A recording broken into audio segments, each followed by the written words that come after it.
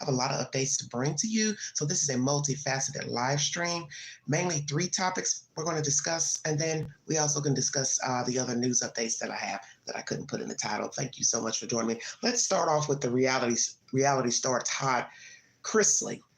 He had a defamation case against him, and the jury ruled in the favor of the revenue agent. He is awarded, or excuse me, the agent is awarded $755,000.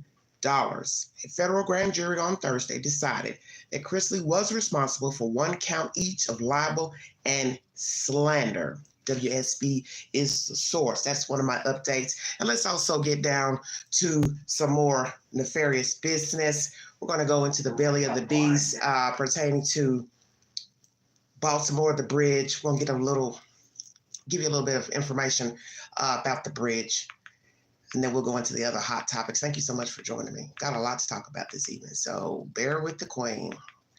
Got a lot in my library. Yes, I do. Okay, 1 second. A lot going on in America. A lot of foolishness. 1 second, everybody.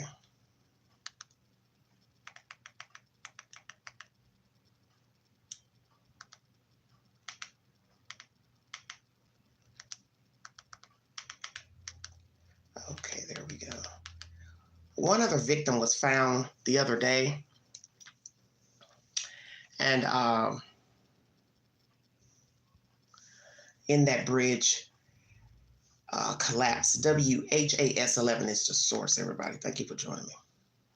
From Baltimore, the body of one of the 4 construction workers missing after the Francis Scott Key Bridge collapse was recovered today. The U.S. Coast Guard has identified him as 38-year-old Maynor Suazo Sandoval. The salvage dive team found his body early this morning and notified Maryland State Police. 6 construction workers were killed when the cargo ship crashed right into the Baltimore Bridge over that river last week. All right, that's information pertaining to the bridge. They're clearing the bridge. One other victim has been recovered from that collapse. They're now trying to clear wreckage. Let's go into the belly of the beast pertaining to that information. Thank you all so much for joining me. Hi, honey. How are you doing? Thank you.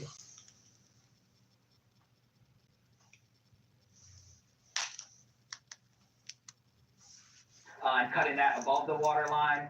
And hold on 1 second. All right. 2 weeks later, and there are several operations going on simultaneously at the crash site. We're working around the clock with federal, state, local partners to try to get this port open as quickly as possible. That much is clear when you get up close to the wreckage of the Key Bridge. The U.S. Coast Guard says they've made significant progress removing parts of the bridge and clearing debris under the bridge, but there's still a lot of work to be done. We're surveying underneath the water line. We're also removing parts of the bridge, the debris that you can see, and cutting that above the water line. And we're also engaged in, obviously, trying to find those victims that are still underneath the water. They are 3 men, construction workers, who were filling potholes on the bridge at the time of the collapse. Rescue crews think they know the general area they're in, but are having trouble getting to them. It's a complex operation that requires a lot of surveying, and because there's a lot of debris underneath the water line, and we want to make sure the first responders who are diving to recover those individuals are safe as well. Crews are working to remove shipping containers from the dolly and get some of the bridge off the bow to make it lighter in the water. Making the ship a little bit lighter allows for us to do additional surveys underneath the water line and to hopefully free up the vessel, so when it's time to move the dolly to a pier space nearby, we can safely do that. Officials admit they're not sure how they will move the dolly. They are facing a lot of unknowns and obstacles, but trying to work as quickly and safely as possible to get the port up and running again. The goal is to have the shipping channel fully back open by the end of May. On the Patapsco River, Kim Dixie, WBAL, TV 11 News. TV 11 News, WBAL. This is in Maryland, everybody. So they're trying to clear the wreckage. Also, lawmakers are pushing for emergency funding after the collapse. This was uploaded 1 day ago, and it's also causing problems with shipping, naturally, bringing things in abroad. So naturally, prices are going to go up. I brought you content about that about 2 weeks ago, that prices of items will go up due to this bridge collapse and the vessels not being able to bring in cargo. Divers found the body of Maynard Yasir Swazo Sandoval, one of the 6 workers who went missing in the collapse. 3 others remain unaccounted for. The body of a 3rd construction worker who died in the catastrophic collapse of the Francis Scott Key Bridge in Baltimore was found on Friday morning. That's last Friday, and this was uploaded 4 days ago. So Maynard Yasir Swazo Sandoval is one of the last men recovered out of the water. Still 3 men are unaccounted for. That's my said update pertaining to the Baltimore Bridge. Now I'm going to go into my other updates I want to play for you. A lot is going on right now. Just too much. Please check out Chris Thorne's show. He has a video uploaded called "The Woman Fatally Wounded a Partner through her sister and girl child over off the interstate, and the child that got hit on the interstate." So you might want to check out that content. Doomsday Prophets murder trial. Court TV and Law and Crime are covering the case of Mr. Daybell. He's on trial for murdering Lloyd Vallow's 2 children, and also the unaliving of his wife at the time before marrying Lori. Jury has been seated and trial started today if you're curious. Also, the Goon Squad out of Mississippi. 6 Caucasian men were accused of torturing 2 Black men, ran in a home, assaulted them, tortured them, sexually assaulted them with a sex toy, because a neighbor called to say one of them was dating a white woman, and she or he suspected suspicious activity out of that house. Those 6 men have been sentenced in court today because there are state and federal charges against them, and they were sentenced about 15 to 40 years. Each one got, different sentences. Some got 15, then a 5-year sentence, then one got 10, then a 5-year sentence. And then the one I think is the head knocker, he got like a 20-year sentence on one charge, and then I think 20 years on another charge. It's a sick situation because they shot one of the guys in the face. He has spoken. I'll probably try to play that content by tomorrow. But it just goes to show you that racism is still around. We still have dirty cops. We still have dirty people who are in a position of authority, and I don't see it ever changing, sadly. And what happened in court today in Mississippi set a precedent to show this cannot continue. Racism, violence, torture by anyone, whether you are a law official or not. And finally, people are realizing that we have dirty law officials out here who will do anything to get a jolt, to get a folly at the expense of another person's life. So those 6 ex-6 officers, one came from another jurisdiction, they have been sentenced today. They have all pled guilty to their charges, and no plea was given for these men. Okay, let's talk about this issue out of California. Triple murder suicide, mother killed boyfriend, pushed daughters out of the car. The sister jumped out. But a murder-suicide that left 3 people dead, including an 8-month-old baby. The family tragedy unfolding on Monday on 3 separate locations. Now we're seeing how the events unfolded hour by hour. It all started in Woodland Hills at 3:40 in the morning. The LAPD says the suspect, Danielle Johnson, got into an argument with her partner, Jalen Cheney, stabbing him to death. The mother then fled the scene with her 2 children. 50 minutes later, 4:30 a.m., Johnson was driving on the 405 freeway in Westchester. The police say the girls were thrown out of the vehicle. The baby was hit by a car and killed. Half an hour later, at 5 in the morning, Johnson was speeding in the city of Redondo Beach. She crashed into a tree and died. Our Leanne Suter has been closely following this story. Leanne, the sole survivor of this tragedy was the older sister. Absolutely, Mark. Heartbreaking details coming out about this horrific tragedy. That sole survivor, just 9 years old, apparently witnessing almost all of the deadly violence. A deadly end to a trail of violence as the mother behind the wheel of this crumpled Porsche Cayenne is killed when she slammed into a Redondo Beach tree.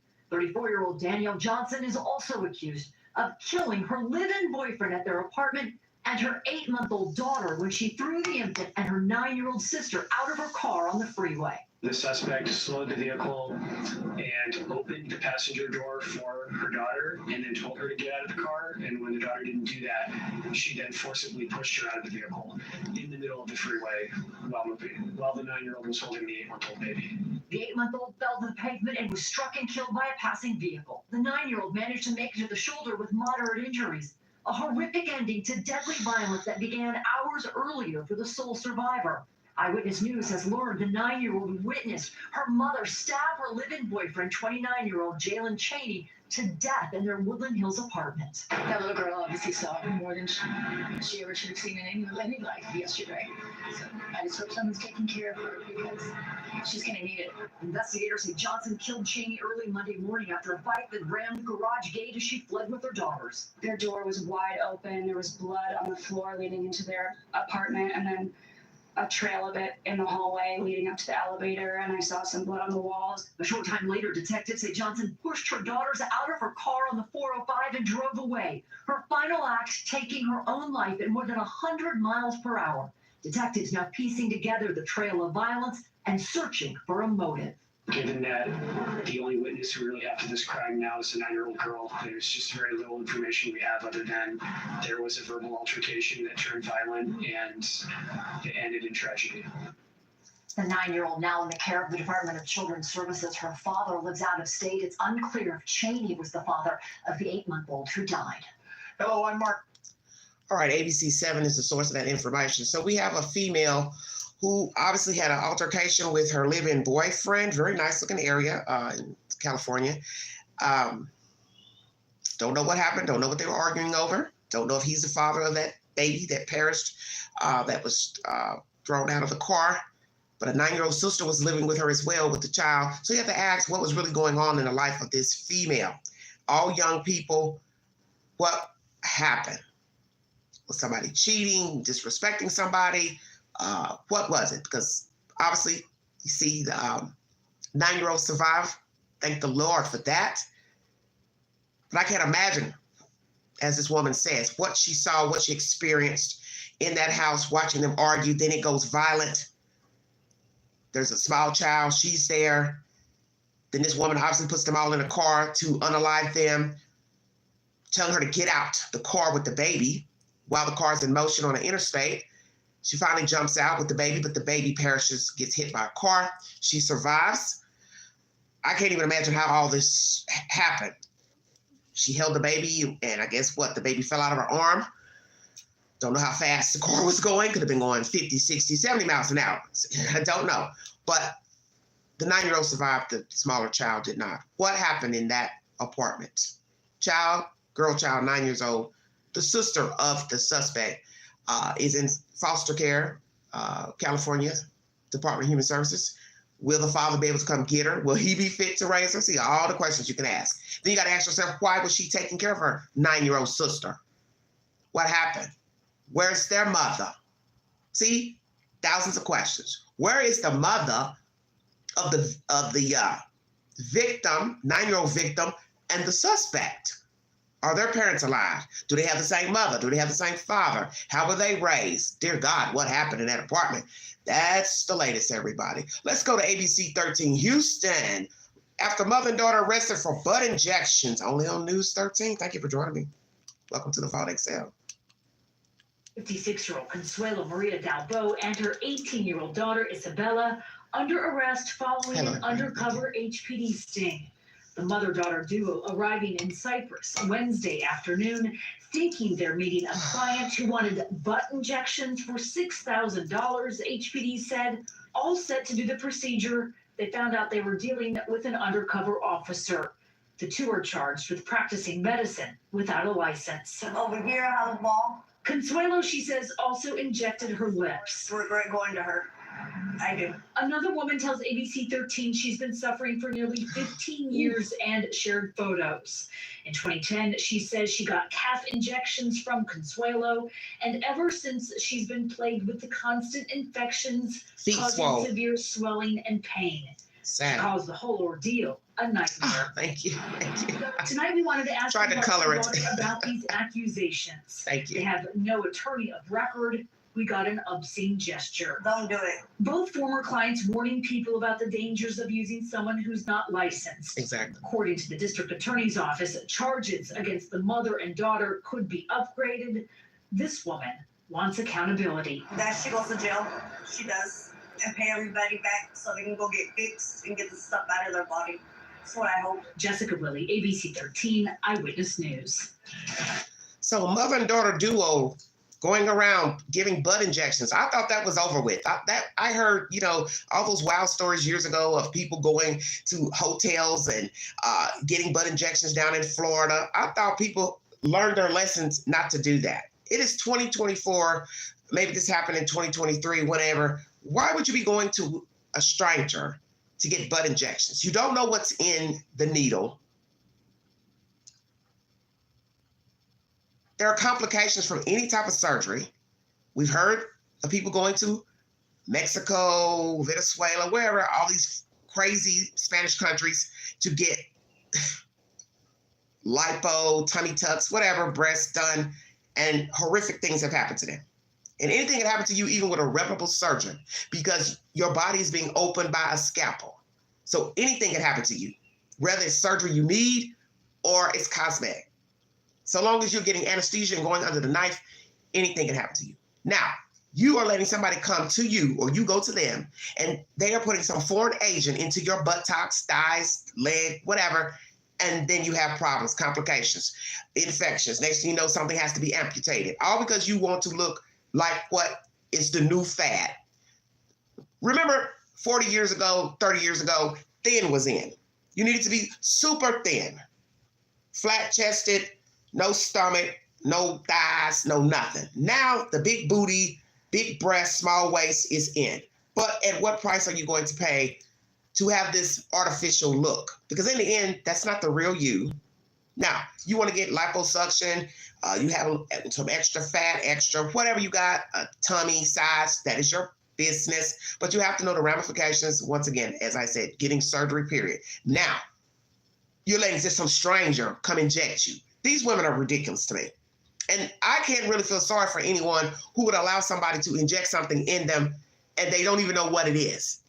And 9 times out of 10, hell, they don't really know what they're injecting. They just went and looked up something on the internet and went and got it and injected you in it, put this foreign agent in you, and then now you're calling them, talking about, what did you do to me? What did you do to me? Why are you allowing someone to do this to you anyway? Why would you allow a foreign person to put a foreign agent in your body and expect something positive to come from it? You can't. BS. Once again, Chad Daybell is in court currently. Please check out my upload from last night pertaining to the Proudfoots versus the West. I give you the comparisons between the two families, and I've also done a comparisons the other day of the Proudfoots and the Wells family. Please check out both videos. I'm also going to bring you a live pertaining to the Bardstown murder, and we're going to chop that case up in the next day or two. Just bringing you all the latest updates that I have. So far, we've talked about the Goon Squad in Mississippi, a bunch of road cops that were harassing people, doing all type of crazy nonsense. I won't doubt that they were breaking the law and assaulting people, women, stealing from people, robbery, probably breaking into people's homes. I got a feeling there are going to be probably more charges. And also, Mr. Bailey was mentioned. He was the supervisor of, I guess, a group of these ex-cops. Yes, he needs to be brought to justice as well. And hopefully there will be a state and federal indictment of this Mr. Bailey that you will be hearing in the conversations. All right. I also brought you content the other day about this dirty anesthesiologist who was putting holes in IV bags. That's a very wicked story as well. There's just too much going on right now. Just a bunch of wicked nonsense. All right, so mother and daughter duo team injecting God knows what in the people's buttocks. They have been arrested. Triple murder suicide out of California. Mother stabs boyfriend to death. Makes her baby sister jump out of a moving car on the interstate with her own small child. The small child got hit by a car, but the 9-year-old daughter has survived. And also the wreckage from the Baltimore bridge is being cleared. 1 victim, male victim, has been found. 3 are still unaccounted for. Let's get down to business, everybody. First topic, country singer Morgan Wallen arrested in Nashville on felony charges. This is a very wicked story because obviously Mr. Wallen is ungrateful for the talent God has given him. He's also used the N-word inappropriately. We're going to get down to that story. ABC News is the source, everybody. Thank you for joining me.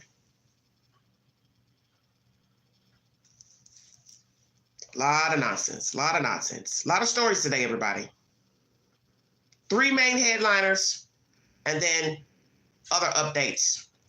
Stories I'm not going to cover.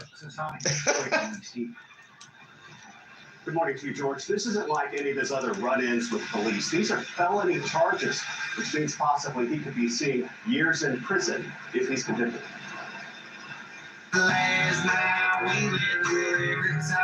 He's one of the most successful recording artists in the entire music industry. Morgan Wallen, this morning in another mugshot, charged with 3 counts of felony reckless endangerment and 1 count of misdemeanor disorderly conduct after police say he threw a chair 6 stories down from a rooftop bar in Nashville. And police say the chair landed just 3 feet from 2 of their officers who were working below. Witnesses say they saw him pick up the chair, throw it over him, laughing afterward. He was booked and released on bond early Monday morning, seen here moving between 2 umbrellas and a waiting vehicle. He has not yet entered a plea.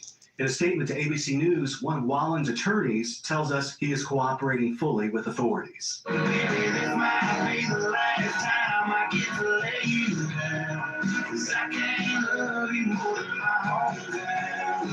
It's not his first time in trouble. In May of 2020, he was arrested and charged with public intoxication and disorderly conduct after getting kicked out of a Nashville bar.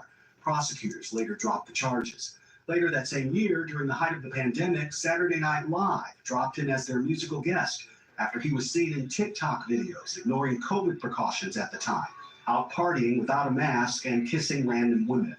And then in February of 2021, he was caught on video filmed by a neighbor using a racial slur while speaking to a friend after coming home from a night out. His label briefly suspended his contract. For a while, radio wouldn't play his songs. They wouldn't allow him at the Billboard Awards. And soon he was on YouTube apologizing. The natural thing to do is to apologize further and just continue to apologize. He sat down with our own Michael Strahan following the incident that could have cost him his career. Now, this is in 2021, this interview with Michael Strahan. As most of you know, Michael Strahan is African-American. Mr. Wallen is white. I find it very interesting they would have a black man interview him after he's used the N-word and been causing a ruckus. Now we fast forward 3 years later, he is back in the news for throwing a chair off of a rooftop. It is a bar. He threw a chair off of a rooftop and it landed on the ground. Workers, police officers were down on the ground. Anybody could have been down there. I don't care if there were police officers down there. Anybody could have been walking by. Everybody's relevant. Everybody's relevant. But I think it's interesting that this 2021 interview, Michael Strahan is interviewing this white man who has used the N-word. And I think it's also interesting that someone recorded it. I guess somebody wanted to have some tea for later. You understand why it makes Black people so upset. I don't know how to put myself in their shoes because I'm not, you know. But I do understand, especially when I say that I'm using it playfully or whatever, ignorantly. I understand that must sound, you know, like he doesn't understand. Instead, sales and streams of his music online went up. The way our culture is right now, bad behavior is not only tolerated, it's often rewarded. The real justice here would be to treat him like an average citizen who he is an average citizen. Exactly. Wallen is kicking off a new tour, so he's going to be quite busy, but he'll need to return home for a court appearance on May 3rd. All right, so he needs to return home May 1st. You hear that from his incident with using the N-word. Why use it? Who are you calling the N-word? Late night, what, coming in drunk, mad at the world? What, mad at some black man or just mad at the world? This is a person who's a wrecking ball. And you see this with many famous people. And as this man has spoken in this commentary saying, he needs to be treated like any regular Joe. Exactly, because he is a regular Joe. He just happens to be famous, can sing, maybe play an instrument or two, but he's a regular old Joe. There's nothing spectacular about him. And that's what people need to understand about famous people. They are regular people. They just have more money than you do. They live better than you do. But they're jacked up, fucked up. This is one fucked up white dude. Because you're spiraling. Year for year, you're doing something. You're staying in the news from 21 up until 24. That means you have a problem. That means you need to get your SHIT together. Mr. Wallen, so many others. P. Diddy, whomever. You got real issues. Who you have an issue with is yourself. Because whoever you're calling the N-word to, they don't know you. They don't care about you. So whatever derogatory word you want to call somebody, it doesn't matter because they're nowhere around. They don't hear you calling them an N-word. That's the whole point. Because you know you would never walk up to a black man and call him an N-word or a woman either or a child. Because you know there'll probably be some repercussions. He seems like a wounded bird. Let me say that in a nice way. Mr. Wallen is a wounded bird. He's somebody that's smelling his own funk, thinks his SHIT don't stink, and he's just out here doing whatever he thinks he can do and get away with it. Well, the judge needs to give him a stiff penalty, and I don't mean probation. I don't mean just fines. I mean get that motherfucker some jail time for throwing that damn chair off that rooftop. That's a lethal weapon. Flying off a building. It could have landed on a child. It could have landed on a woman, a man, somebody's car. Somebody could have got decapitated, anything. So I have no respect for him. I don't care what color he is.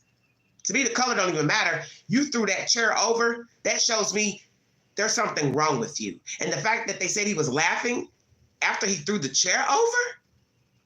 So does this look like somebody that cares about other people? Hell no. So I pray he doesn't have children. I pray he doesn't have a girlfriend, because let me tell you, if you can do that, you'll be the same person that will punch a hole in the wall, punch a person in their face, beat up a kid, beat up an elderly person. He doesn't have respect for people. So all these people who are following his music, you might need to find you somebody else to like. Because that's what people say now. When you hear musicians, actors do crazy stuff, derogatory things, you say, well, I got to try to separate the musician from the music. Sometimes you can't. Depends on you internally.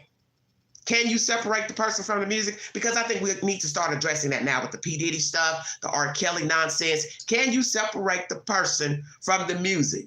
Can you listen to the music and not think about what they have done, what they've been accused of doing, and what has been proven that they have done? Because I still have tapped my feet to some of R. Kelly's music, and I feel bad. I'll admit it during this live stream. I feel horrible because I'm like, I have no business swaying to the music. But that's the thing. Nice beat. I'm out having a good time, having a few drinks. I can't tell the DJ what to play. And that's what's sad. That you can't even enjoy the moment because you're now listening to a sexual assaulter, violent, deviant human play over the jukebox. It is what it is. All right, everybody, that's country singer Morgan Wallen. He's been arrested for felony charges of throwing a chair over a building at a Nashville bar. We will see what he will say and not say. I think his attorney has spoken, and he's probably going to downplay everything about what happened. Let me see if I can get some content on that for you guys. Hold on one second. Let's go into the belly of the beast.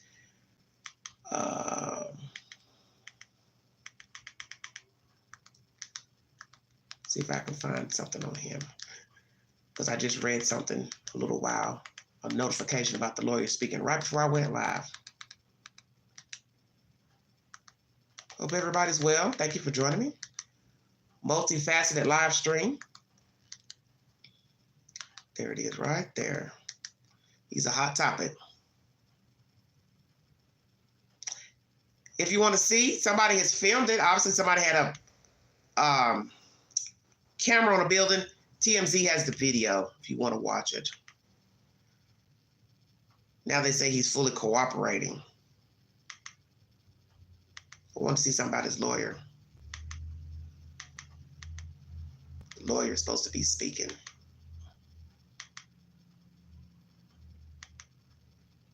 So they have a video out. That's even worse. This is why you can't do anything. It's always an eye in the sky. So funny, there's a camera rolling when he throws his chair over, but you ain't got a lot of videos pertaining to Riley Strain. Isn't that interesting? Country music star Morgan Wallen has been arrested for reckless endangerment and disorderly conduct. What's going on, y'all? Police in Nashville say he threw a chair off a 6th-floor rooftop bar that landed near 2 police officers. Nashville's Broadway is a famously busy street filled with tourists. Chiefs on Broadway was just opened by country star Eric Church. Wallen was at the bar celebrating its grand opening, according to multiple reports. It happened on the same night as the CMT Music Awards in Austin, Texas. In a statement to Inside Edition Digital, an attorney for the 30-year-old singer said he is cooperating fully with authorities. Wallen's bond was set at just over $15,000. He has since bonded out. His next court appearance, set for May 3rd, according to court records, happens to be when he's in town touring next month. This is Inside Edition Digital. All right, Inside Edition Digital is a source. So does he have remorse? I don't think so. I think he doesn't give a fuck. Bar opening up, grand opening. This is what you would do in a bar, period. Grand opening or not. Probably was drunker than Cooter Brown. Didn't care if he had hurt somebody, killed somebody by throwing that chair. Now imagine had somebody died. We'd be talking about something else. We'd be talking about more than just a white boy using the N-word and making passes at women and getting into trouble. He's a misfit to me. And a lot of famous people are just like Mr. Wallen. They got a little money in their pocket. They got a little clout. They're famous for something, and they don't know how to act. They don't know how to behave. This is why you have a lot of athletes who are not signed with teams, why you have a lot of actors and actresses who are not hired, because their attitude and their disposition on set and off set is unbecoming. You could ask a whole lot of famous people about their behavior, especially that one guy that used to play on Scandal. Oh, executive producer gave him the business. Once she heard he had beat up a girlfriend, he was out the door. No questions asked. And that's the point. Why should I pay you to be on my show? And you're out here beating up people, assaulting women. Hell no, you're not going to work for me. A lot of famous people have lost decent roles in TV shows because of drug abuse, violence, athletes as well. As I brought you commentary the other day about an athlete, he's been let go from the Detroit Lions, strangling a girlfriend. Down in Florida, went on the run for a week, finally turned himself in. Now you're out of a whole job. $30+ million contract. I think it was what, $33 million for 3 years? You would mess that up to choke a woman. So you don't deserve to play pro ball. He doesn't deserve to sing. So now we got to ask about the concert tickets. Will he have a sold-out arena in Nashville or wherever the local concert's going to be? Probably so, because people don't give a fuck. We're in a new day and time where people are aiding foolishness, aiding wrongdoing. And as I said, we all make mistakes. We all can have a bad night where we curse, use the wrong type of language. But you got to know when to say, okay, I'm going too damn far. Or I got a drinking problem. Or I got a drug problem. I need to get myself together. Usually something terrible happens before a person realizes they have a drinking or drug problem or an attitude problem. This guy is going to be one of those guys. The judge is going to have to make a mockery out of him to show him, I'm not going to let you walk around so you can get your ass in something else. Because you obviously have an anger problem. You have a mental problem. There's something wrong with your ass. So I give you a little jail time. You can sit in there and write some songs in there and sing to the inmates. And when I think it's time to let your ass out of there, I'll let you out. That's what he needs. All right, everybody. Second subject. I brought you some information about a dirty, let's see, plural, dirty clubs in Phoenix, Arizona, pertaining to strip clubs where people are being drugged.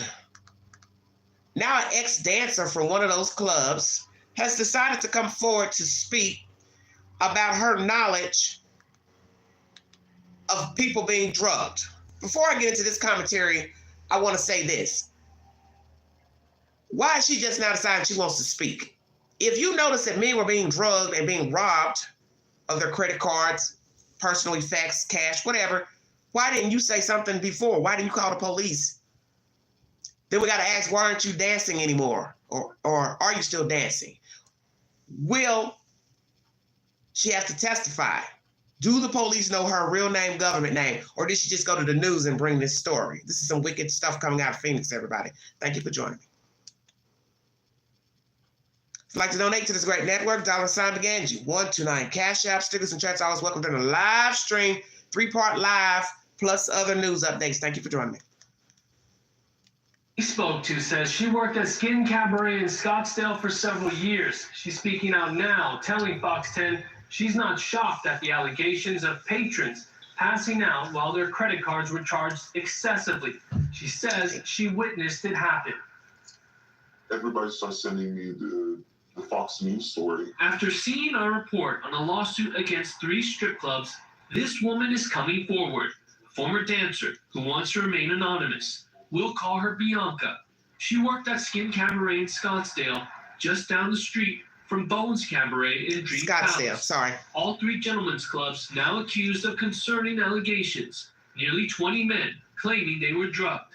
Bianca says she witnessed it happen. It was people that was being like, they're coming in for a drink and they'd just go to the bathroom and walk out completely disoriented, holding onto the walls and falling asleep when they pay for the hour of dance. When we asked how exactly this unfolded, Bianca says a hostess or manager placed a substance in glasses of champagne. I saw them putting things on the champagne and the drinks, or in the soda, or could it be in any drink really, you won't taste it. It's unknown what exactly was allegedly put in the drinks, but Bianca says she remembers being warned by staff. They would tell us, they say, don't drink the drink from this glass because I'm going to put your glass over here because that glass has roofie in it. In the complaint filed against the 3 clubs, plaintiffs say they agreed to the first transaction for access to the VIP room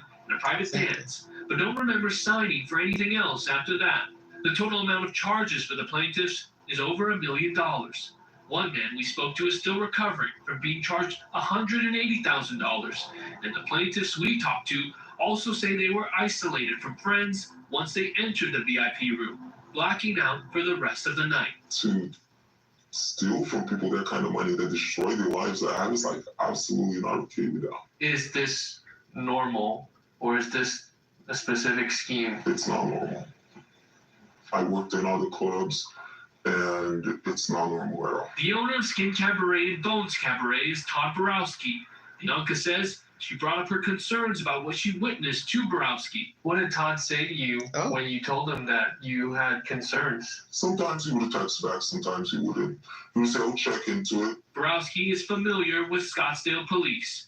In 2020, court documents say Borowski attacked his girlfriend and threatened to shoot her with a rifle in a domestic violence incident. He was charged with aggravated assault, kidnapping, and disorderly conduct before taking a plea agreement and sentenced to more than a year probation. We reached out to Borowski's lawyer, Dennis Willencheck, for comment on what Bianca described. He wanted to know who our source is, and we are not disclosing her identity. But Willencheck he knows who she is. His client don't believe any of the allegations and told Fox 10 to take a look at new competitors in town who could be stirring up the situation. Bianca says one of her former clients is a victim of the alleged scheme. Wait, say that again. The lawyer said what? Bianca described.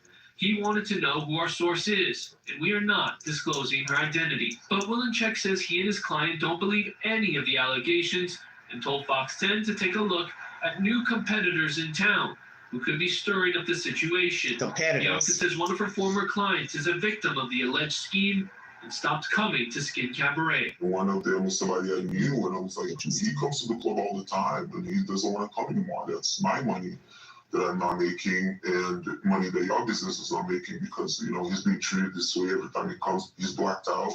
He doesn't remember anything. Eventually, Bianca stopped working there. The time I did what I did, I was in that industry for a reason, but not to cause this, you know, this much burden on people's lives.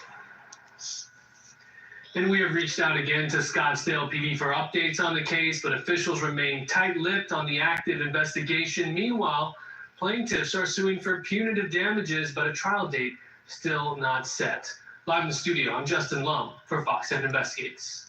Fox 10 is the source. So we have 20 men filing a complaint against these 3 clubs. I believe there's 1 in Scottsdale, 2 are in Phoenix, Arizona. They are all owned by the same man. The man is a Caucasian male. He's got $ green tattoo, $ on his neck. Doesn't look professional at all. I'm not against tattoos, but this white boy is obviously a badass white boy. He looks like he wants to be one of those rough and tumble type dudes. As you heard, the counts of abuse against girlfriend, children, pulling out a rifle. He's a bad boy. Now his lawyer wants to know who this woman is. They distorted her looks, voice. Is she white, Hispanic, or African American? Near at the end, while she was speaking, made me think that perhaps it's a Hispanic person. I'm not sure. But anywho, who is she? Is she telling the truth? They think perhaps they're competitors trying to stir the pot. The point is, has she gone to authorities to say she used to work for one of these bars in Scottsdale, one of the strip clubs in Scottsdale, that's also owned by the same man who owns the other 2 in Phoenix, Arizona. 1, did she work for one of these bars? 2, how long did she work? How long did she continue working after seeing that they were drugging men? So you got to ask all those questions. Is she also a part of the problem, but she's lying? She's done some dirty shit too, so you don't know. What else are they going to find out? I think they're going to dig. As I said, the district attorney has enough to go on, because there's no way I believe you started out with 15 men, then 5 more jumped on, and the numbers on the credit cards don't add up. The one guy who you heard in this segment who owes the $180,000, he originally had a $22,000 limit on his credit card. Please check out my older content from about a week ago where I brought you this information. I brought 2 videos about this subject matter. Your account says 22,000 max. So how do you go from 22,000, but they were able to charge 180,000? This is just ridiculous. Absolutely ridiculous. Well, obviously, we're all in the wrong business, but I ain't trying to go down for drugging nobody, because that's a crime. So, anywho, who is she? How long did she work for the club? How long did she work after she saw that they were drugging people? Did she also participate, but she's lying? Do the authorities know who she is, and will she have to testify if indeed charges are brought forward by the district attorney? These people are liable for the money, because fingerprints and pictures were taken alongside their statement for verification of who they are and that they confirmed the charges. See, they knew what they were doing. But I'm sure that even if you look at the pictures, you know, you have to ask yourself, okay, were they drugged up looking or what? But they said the guys would, I guess, agreed to take a picture or whatever for the charges, but they didn't remember anything after that. They agreed to do like maybe 1 lap dance or something, and then after that, they don't remember anything. Now, one guy said he signed up for a lap dance and some drinks, but he didn't sign up for all these other charges, because each guy got a different amount, you know, taken off their credit card. Cash is also missing on some of the victims. So now ask yourself that. Even if you just dismiss, okay, what? 180,000 on a credit card. Why is my cash missing? What about my other credit cards? They're missing. What about my jewelry? It's missing. So I walked in the club with jewelry, credit cards, cash, but I walk out with none. And the credit card company would still say, well, your fingerprints on the paper, your pictures on the paper, you must have said cheese. You signed.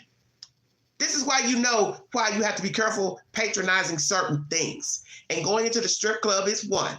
Especially if you're married, got a girlfriend, you got a prominent career.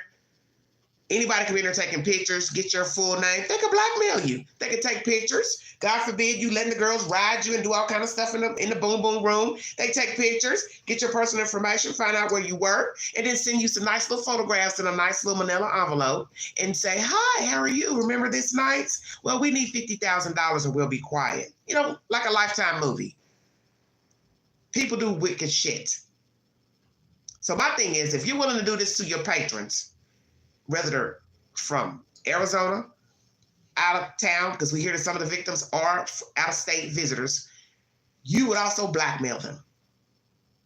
You would also blackmail them. You would also take their pictures, find out where they work, and I wouldn't doubt that you would send photographs to their home, their job, and try to get them fired for a little bit of change in exchange.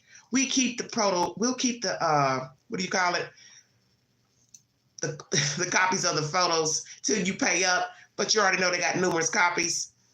I don't trust these people. I don't trust this white guy that owns these strip clubs. And as you see, he's got an arrest record for violence, so he doesn't give a fuck. He don't care about what they're doing, and I won't doubt he's told them to drug the patrons so he can make that money. Because I had a young man in the chat last week who said he lives out there in Phoenix, and he goes by that club to go home at night. He says there's not even but a few cars in the parking lot. So common sense. If there's nobody there patronizing, that means nobody's getting paid.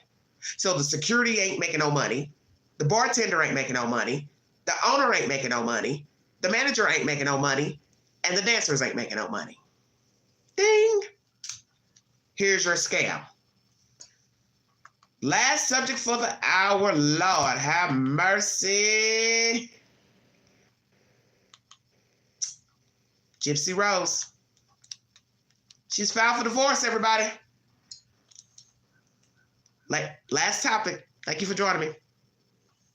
Gypsy Rose, shut your mouth. Entertainment Tonight is the source, everybody. They're still learning each other. Yeah, the transition has been pretty simple right now. It's like integrating, into our new life together. Just months after Gypsy Rose Blanchard's release from prison, and a week since announcing her separation from Ryan Anderson, the 32-year-old officially filed to divorce her husband of less than 2 years, according to TMZ. I'm just trying to take it day by day, the next step and the next step and the next step. That's Gypsy and Ryan, who married in a prison ceremony in July 2022, sitting down with ET days after she was granted parole. This following 8 years behind bars for the second-degree murder of her mother, Dee Dee, opening up about their relationship. So how is it now being a newlywed couple in the real world, outside of prison? We call it a newly together with. Yeah. Because we've been married year and a half. So it's new to together with, but it's nice. Like, it's what I've been waiting for. We just wanted to, people did want us to wait some, but it was one of those where we knew what we wanted to do. And it's, she's never got to live a life before. So it's one of those I have no idea. Our parents were like, let's let her live it. And that's what they did. Fast forward 3 months, their romance coming to an end. Gypsy sharing this message in a private Facebook post obtained by People, saying, I am learning to listen to my heart. Right now, I need time to let myself find who I am. I'm just hanging in. I just want to say thank y'all to everybody. Ryan, meanwhile, breaking his silence on TikTok, thanking his followers for their support. I'm a very private person. It's been different. I knew who I married. Also revealing fans will get a chance to learn more about why the two split on their upcoming Lifetime docuseries, Gypsy Rose, Life After Lockup. Y'all will see what really happened on Lifetime. We were filming a lot, so stay tuned for that. ET's learned the doc will debut in June. The network telling ET Gypsy's openly shared her life with Lifetime and our cameras from the moment she was paroled. I think the heart of it all is I just want to share my story. I want to be a voice for the voiceless. I want to come out and just tell people this is who I am. Yes, it is a lot right out of prison, but I'm doing it for a cause. I'm doing it because it's for a purpose. I want to share with others what I've been through is because if somebody out there is watching this, they can see me and know that they're not alone. Because when I was living with my mother, I felt very alone. I always say that if I had someone to tell me, hey, it's safe to talk to someone and tell them that you're struggling, tell them your home situation is bad, tell them you're being abused, I wouldn't have committed my crime. So that's why it's important for me to share my story. ET is the source. Entertainment Tonight. So just to give you a backdrop, Gypsy Rose Blanchard officially files for divorce Ryan Anderson, her husband, for just under 2 years, according to TMZ. This comes a week after she announced her separation in a private post on Facebook, and over 3 months since her release from prison. She served 8 years behind bars for the second-degree murder of her mother, Dee Dee, and was granted parole back in December. ET learned that Gypsy and Rose's relationship will unfold on her upcoming docuseries, Gypsy Rose Life After Lockup, debuting on Lifetime in June. So we will wait to see what that docuseries will be like. Should be interesting. How does he feel? Oh, so many questions the Queen can ask pertaining to this nonsense. Where do I begin? Okay, she received a lot of flack after getting out when she started making commentary about the young man who was the one that's, unalived her mother. A lot of people felt like she didn't have any empathy, that, she was speaking to different platforms saying, well, I've done my time. I hope, all he's got to do is do his time, pray for him, blah, blah, blah. She didn't seem very empathetic. And once again, it's like, it's a toss-up. What was done to her was horrific. A mother using her to get attention, money, gifts, homes, so on and so forth, okay?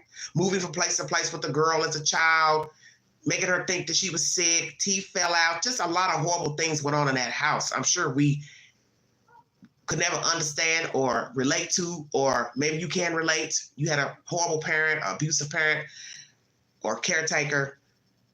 So we're not going to scratch out she was abused by her mother. That's been proven. That's not even nothing we can argue about. What you have to ask yourself is who she is now since being released from prison. Does she have remorse for the crime of killing the mother? Some people say, hey, who cares that her mother died? Who cares that she helped unalive her mother or aided the boy to kill the mother? However you want to word it, the mother was cruel. I mean, everybody's got their own opinion about Dee Dee. Dee Dee was a cruel MF. There's no doubt about that. So everything's about your interpretation. How you feel about abuse, how you feel about a person going to prison because they were abused, conspiring to kill another human. See, everybody has their own opinion. And that comes from who you are as a person, how you were raised, okay? If you've never been abused by somebody, you were never tortured as a child, never mistreated as a child, you really wouldn't understand the dynamic of being abused by a parent. And then another person could say, well, I've had abusive mother, father, but I wouldn't have killed them, and I didn't kill them, and I'm okay today, or I'm jacked up today, but I didn't murder my parents. So everything's about your interpretation. A lot of people argue the fact that she could have ran away because she went to some event, comic event. She was able to get out of the house on that event. And then there's difference of opinions on the mother showing up, or she got home and the mother was mad. I really don't know the truth to all that because I'm getting, different storylines about that comic event where she met one boy. People would say, well, if you were able to get out of the house and go meet him, then you should have ran for your life and went to the authorities and told. But maybe she was programmed. Stockholm Syndrome. You see that. People being held captive, kidnapping, they start to identify with their captor. They hate them, but they love them too, or they fall in love with them. Like I said, everybody's different. And when you think about dealing with people out here in the street, and they don't have you kidnapped, but you're dealing with them and you know that they're abusive, they're nasty, they talk down to you, they lie, they cheat, they steal, they manipulate, and yet you're still in their company, you're still dealing with them, you're still having sex with them, you're still making babies with them, you're still letting them stay in your house, you're still dealing with them. It could be your son, your daughter, your mother, your father, your boyfriend. How's it different? This is how you know you have to role play. Because she was held captive, but at some point she was able to sneak out, come back in. Don't know how that worked. But some of us have been held captive in our mind in dealing with people. We could roam in and out of the door. We weren't held hostage. We weren't in bondage. But we deal with people who are not good for us. And they're just as ruthless and nasty and conniving. But we're free to roam. So people will question us as people. Well, why are you dealing with him or her? They're not doing nothing but using you. Why are you dealing with them? Why are you giving them money? Why are you taking care of them? Why are you dating them, having sex, still in a marriage? So we all have homework to do in that department of dealing with those who are not suited for us, not treating us well. And that's what I try to put myself in that mind frame instead of trying to judge her. Because there's days I'm up and down with Gypsy Rose. I empathize with her being mistreated by her mother. But I don't like her attitude since getting out towards the guy who killed her mother. Because I feel like, I don't know him personally. I don't know if he has a mental disorder or not. Some people say he don't. Some people say, well, he enjoyed it, blah, blah, blah. He bragged about it. I don't know. But let his mother tell it, there is something mentally wrong with him. So am I supposed to also say the mother's lying, his mother's lying, that he doesn't have a mental problem? Because you can kill a person and know that what you're doing is wrong, but you still can have something defectively wrong with you. So that's a toss-up and an argument. Do you know right from wrong? Is the person mentally unstable or has some type of mental disorder? So see, 1,000 questions that we're not getting any answers to pertaining to the guy that killed her mom. Now, she's free.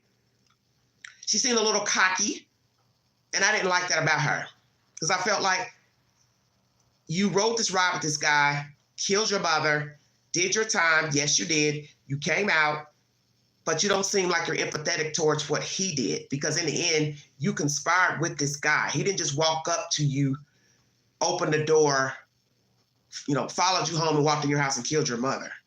That's not how that went. You met him online, you dated, you met up, you had sex, blah, blah, blah.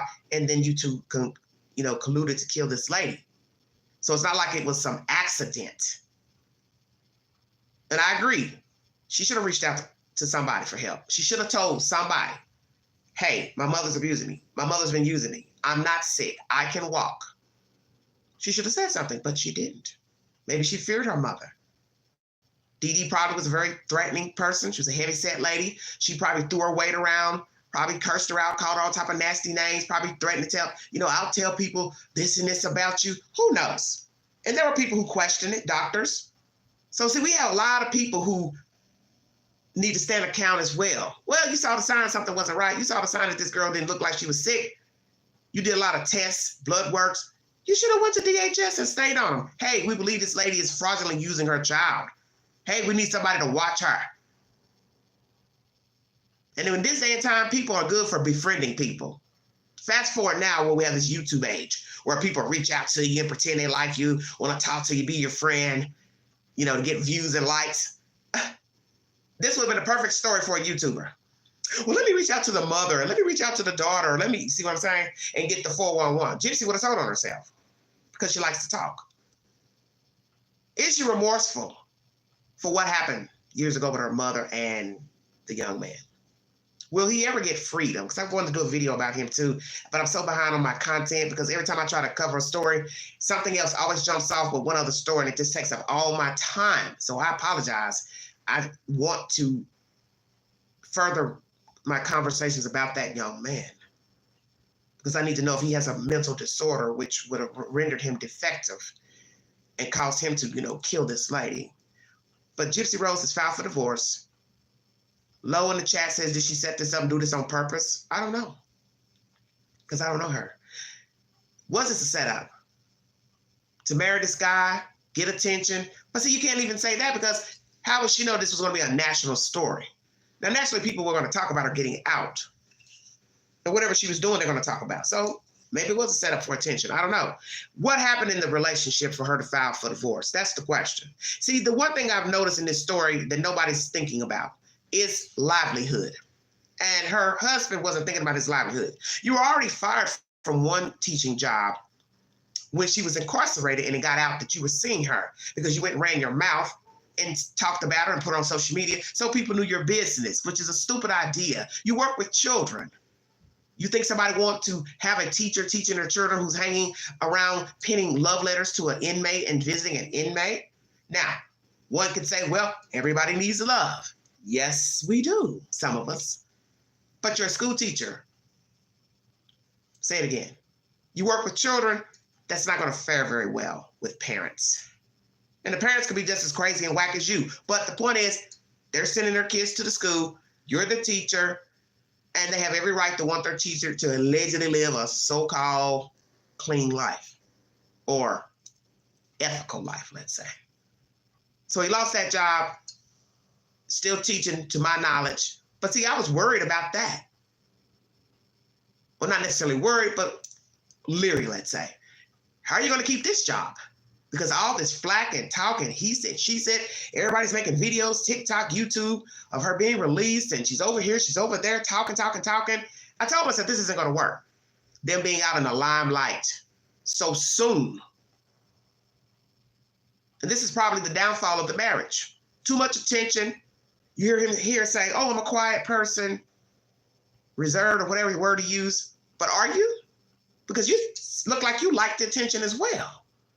And maybe this limelight, as we call it, 5 minutes of fame, 30 minutes of fame, maybe has caused damage to his profession to where he's getting feedback from his job. See, we don't know because people don't tell you everything. Maybe somebody's been calling him, bothering him. Hey, this ain't a good look. You're a school teacher. You're drawing too much attention to the school, the students, the parents are complaining, blah, blah, blah. Could have been a whole lot of shenanigans going on behind the scenes, and they have not told, the public of what is really going on. So is that the downfall of the marriage? Too quick in the limelight, she's getting too much attention, or he's liking too much attention. They started clashing behind closed doors. Who's going to be the bigger star? I don't know. Just throwing it out there. Is it finances? Could it be an issue about money? He's trying to make more money, needs more money. He's just a school teacher. School teachers don't make that much money. She wants more money. Maybe she's making the money and she don't want to share the money. See, you don't really know what the deal is. So I'm curious if this is an issue of too much fame too soon. One of them is a fame whore, or we got two fame whores, and they're both clashing. Is it an issue of money? He want to make more money, she want to make more money, or she don't want to share her money with her husband, or is she spending too much money? Is she complying with the probation, parole, or whatever? So you got to ask all those questions.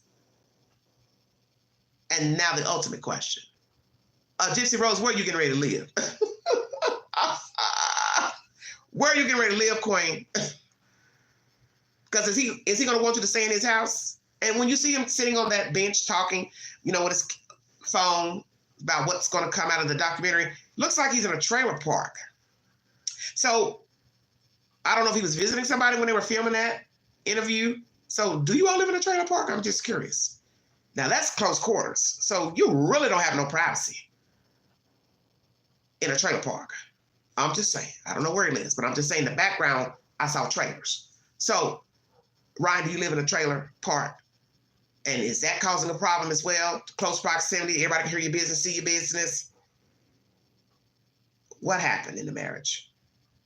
Will she stay in the house up until leaving? Is she going to leave him and go live where? With her father and his wife? Stay woke. Stay woke. Where is Gypsy Rose going to move? Or does she have enough money from these documentaries? Because naturally they're going to pay you up front, like any contract dealing with music, TV, whatever. She got her little money, maybe got money from other avenues, and she want to fly the coop. But I hear she wants to be on her own to find herself. That's what I read yesterday. She wants to find herself. Well, see, you should have known that before you got out of prison, that you needed to find yourself. Because you've been locked up. And before you were locked up, you were held prisoner, captive, and mind controlled by your mother. So how would that make sense to be held hostage as a young child up until 20-something years of age? Because we were shocked when we learned she was 20-something years old, still living with Dee Dee. Then you go to prison. You weren't able to walk free on a bond or nothing. You did, what, under 10 years or so? And then you come out and go straight and live with somebody else that you really don't know. You only know him a couple of years of pen pal writing and him visiting, but it's not knowing a person. Because like they say, you want to learn a person, live with them. And then you start seeing shit you didn't even think was going on. Damn, you don't like to wash your clothes? You don't take a bath for how many times a week? See where I'm going? Woo, your feet stink. Hey, you got some mean body odor. Hey, you drink up all the orange juice? See where I'm going? Okay. Spending habits, hygiene. All those things matter. They don't matter when you're just talking through glass and on a phone. But now we're together.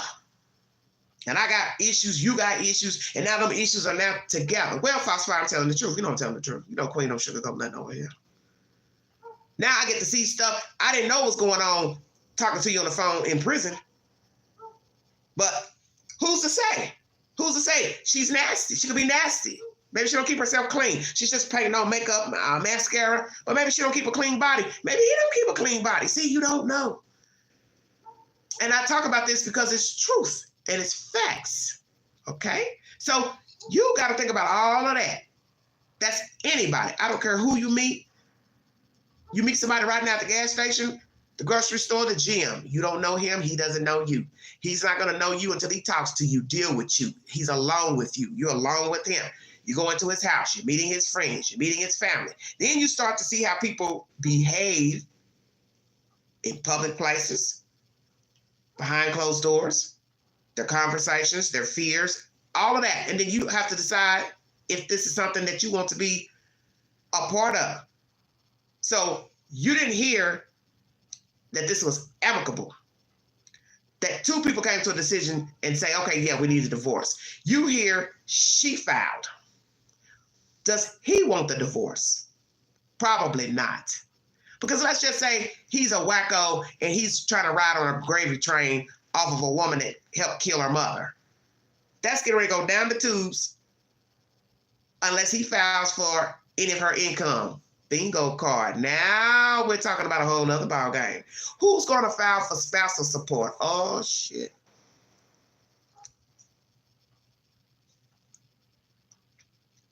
Will she ask the courts to have him pay her spousal support?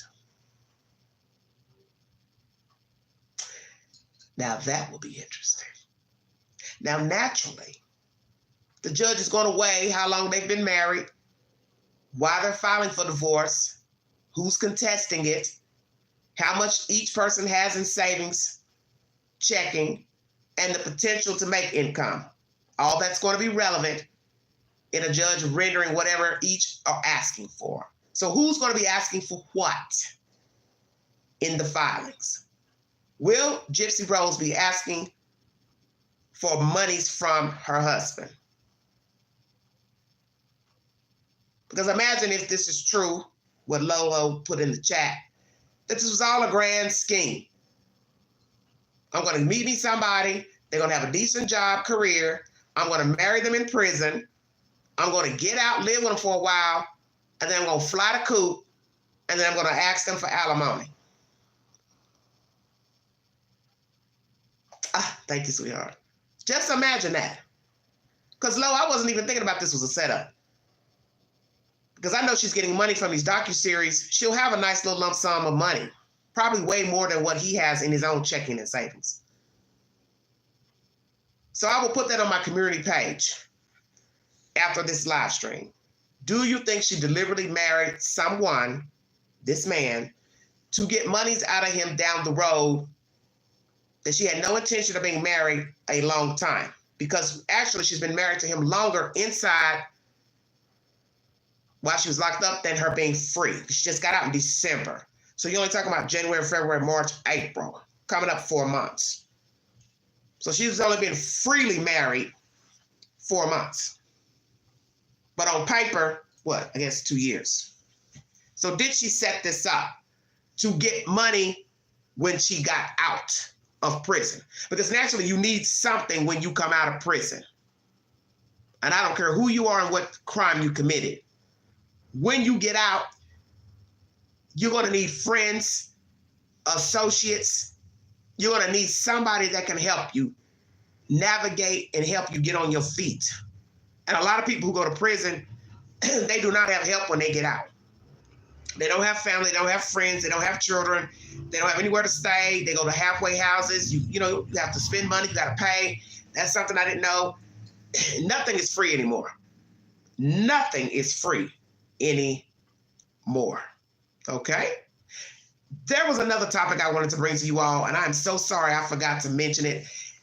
And we're going to discuss this. I'm just a little into an hour of this commentary. I brought you different stories. I'm going to recap everybody listening so you'll know all the topics I've talked about during this live stream. We've talked about the country music star Morgan Wallen, who threw a chair off of a rooftop bar. He was arrested. He's facing felony charges. He has a little past for getting in trouble, using the N-word. He's a little naughty boy. We're going to see what happens to him. Ex-dancer has spoken about working for a club in Arizona where they were drugging people. I brought you information a week ago of 3 clubs owned by a man, and his staff are being accused of drugging and stealing money and racking up credit card fraud. All those men have to pay that money back to the credit cards, but we will see if a district attorney will bring forward charges against this man that owns these clubs. An ex-dancer for one of the clubs out of Scottsdale has said that she did witness drugging of patrons and theft. Gypsy Rose filing for divorce. Mother and daughter duo team injecting butt injections. They have been arrested. Houston. ABC Houston is the source for that. Also, wreckage is being cleared from the waters from Baltimore. One other man was pulled out of the water 4 days ago or so, and 3 more are unaccounted for. Chad Daybell currently in court for homicide of 2 children and his wife at the time before Lloyd Vallow's marriage. Just recapping everything. And as you know, 2 women are missing out of Kansas. A woman went to go see about her children, had a supervisor with her, or a worker with her, state worker. They're still missing. I meant to bring you this other story. I got 2 more stories to bring you that I'm going to check out of here. This is about a Lyft driver who has drugged and kidnapped a passenger. Basically, this is some weird stuff. Sorry I didn't mention this one because I had this story and another story I wanted to bring you.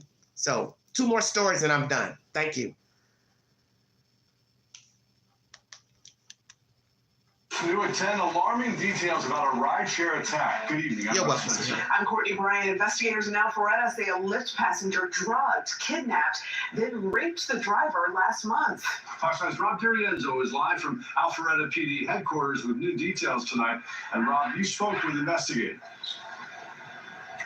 Yeah, that's right, guys. Good evening to you both. An unbelievably disturbing series of events. It ended with that woman, the Lyft driver, waking up in a hotel room. She had no clue where she was. Her car was gone.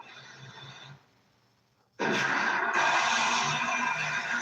was a Lyft driver who was given a patron a ride to a local area restaurant. Alpharetta investigators say that patron was 32-year-old DeMarcus Johnson. During the ride, they say Johnson and the woman driving for Lyft connected. The 2 engaged in conversation, agreed to have a drink with one another, at which time the victim doesn't remember and is unable to account for the events that evening. Cops say at some point on the night of March 11th, Johnson drugged her. Her toxicology report came back with prescription narcotics that she's not prescribed and that she reportedly does not take. Investigators say the victim woke up the next morning in a hotel room unfamiliar to her. Her car was gone, and so was Johnson, and police say she realized she was raped. Cops say they worked with Lyft, tracked down cell phone records, and retraced their moves that night. We worked with Lyft, and then we also worked with local area restaurants and hotels that they visited throughout the evening. Last Friday, nearly 4 weeks after the horrific ordeal, Alpharetta police arrested Johnson on charges that include rape, kidnapping, and aggravated assault. Lyft called the incident, quote, reprehensible, adding, we have been in contact with the driver to offer our support. Additionally, the rider's account was permanently removed from the Lyft platform, and we assisted law enforcement with their investigation. And tonight we've learned that Johnson is behind bars in Gwinnett County on separate failure to appear charges. He's also wanted on holds out of Henry County as well as Lake City Police Department. That's latest from here, live in Alpharetta. Robbie Ranzo, Fox 5 News. Just terrible, Rob. All right, Fox Local is the source. Queen can speak of crazy nonsense in doing this. I was a rideshare driver last year. Briefly, we no longer do that. Too risky, too dangerous. A white man was assaulted here in Knoxville last year. He picked up a black couple downtown. They stole his car and drove it to Green Hills or wherever the hell they were going. It's not too far from downtown apartment complex. And he also works as a sports radio commentator for a local radio station. And they had a GoFundMe up for him last year. I don't know where he is, if he's still doing radio or whatever. But obviously, he was using Lyft to, supplement his income. I haven't heard any more about the story or the two who were arrested for assaulting him. But nonetheless, it's a dangerous job. Let's talk about this. Fox 5 is the source, everybody. Lyft driver raped, kidnapped, robbed by passenger in Alpharetta. And Alpharetta is a very swanky area of metro Atlanta, for those who are not familiar, outside Atlanta, Georgia. Alpharetta police have made an arrest in the rape and kidnapping of a Lyft driver last month. Police said the female driver picked up her passenger, DeMarcus Johnson, on March 11th. So it was a female driver. DeMarcus is the patron getting picked up. Johnson, 32, has been accused of giving the woman a sedative, stealing her car, kidnapping, sexually assaulting her. Investigators with Alpharetta police told Fox's 5 Rob DiRienzo that the woman woke up in a hotel unfamiliar to her and her car was gone.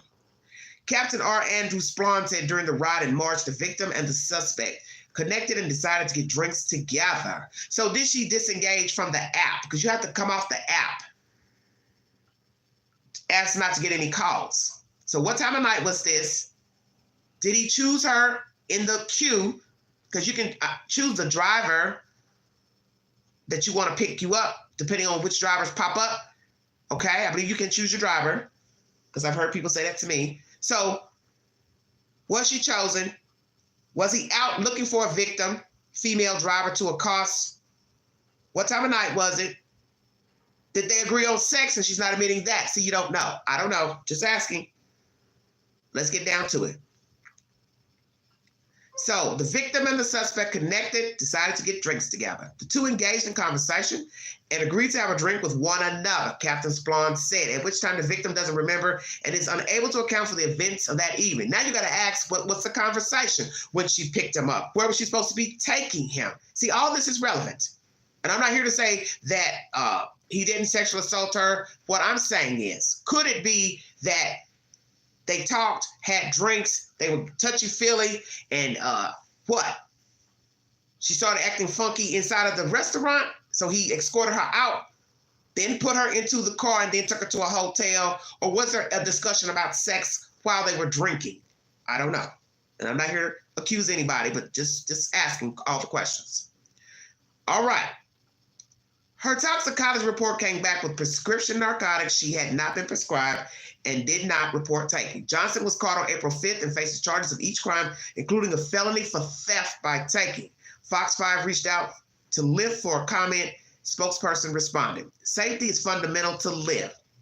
Yeah, that's a lie.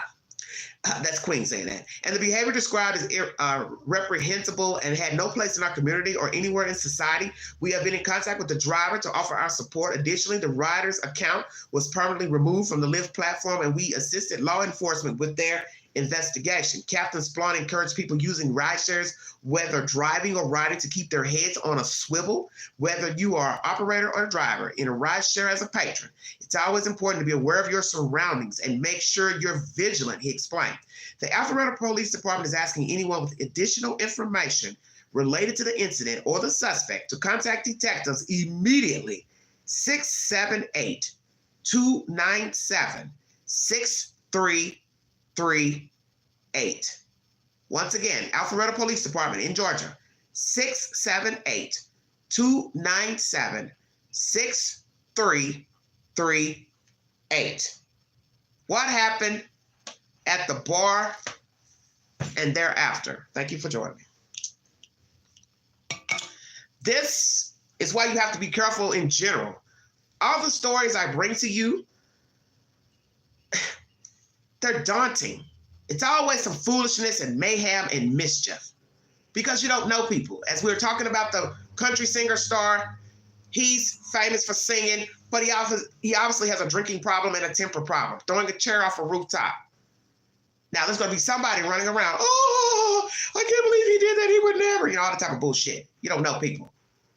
So how many crimes has he committed, such as this in nature?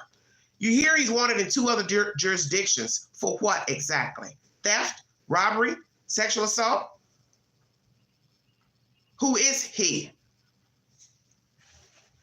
Who is this black man? And what all has he done, and what does his criminal background say about him? Does he have any sexual assaults on record where he has pled guilty or no contest? Okay, not a bad looking black guy, but he's a bum because he likes to take the kitty. 32 years of age, DeMarcus Johnson, black male, assaulted a woman, kidnapping. She was his Lyft driver. What happened in that time span of picking him up? Did they ride around for a while? Did she take him directly to a bar, restaurant? What happened? Because you got to know the conversation. You got to know what happened for them to even be alone with one another. Because you got to tell yourself, if he got in the car and she was taking him to where? A restaurant, the picture show, another woman's house? What? They started talking. He flirted. Hey, you're pretty. Ooh, you smell good. What? Hey, can you check out for the night? I'd like to take you out to eat. I was getting ready to go have a few drinks at the bar. Would you like to join me? You're pretty. She said yes. And then what happened? He ordered her a drink. She went to the bathroom because what you got to ask yourself is the obvious. How did he slip a Mickey in her drink if they're sitting right there? Bingo card. Stay woke.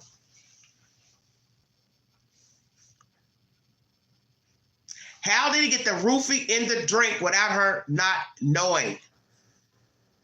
We're sitting here together. Are we sitting at a table, high top table, or are we sitting at the bar? I'm facing forward, you're facing forward.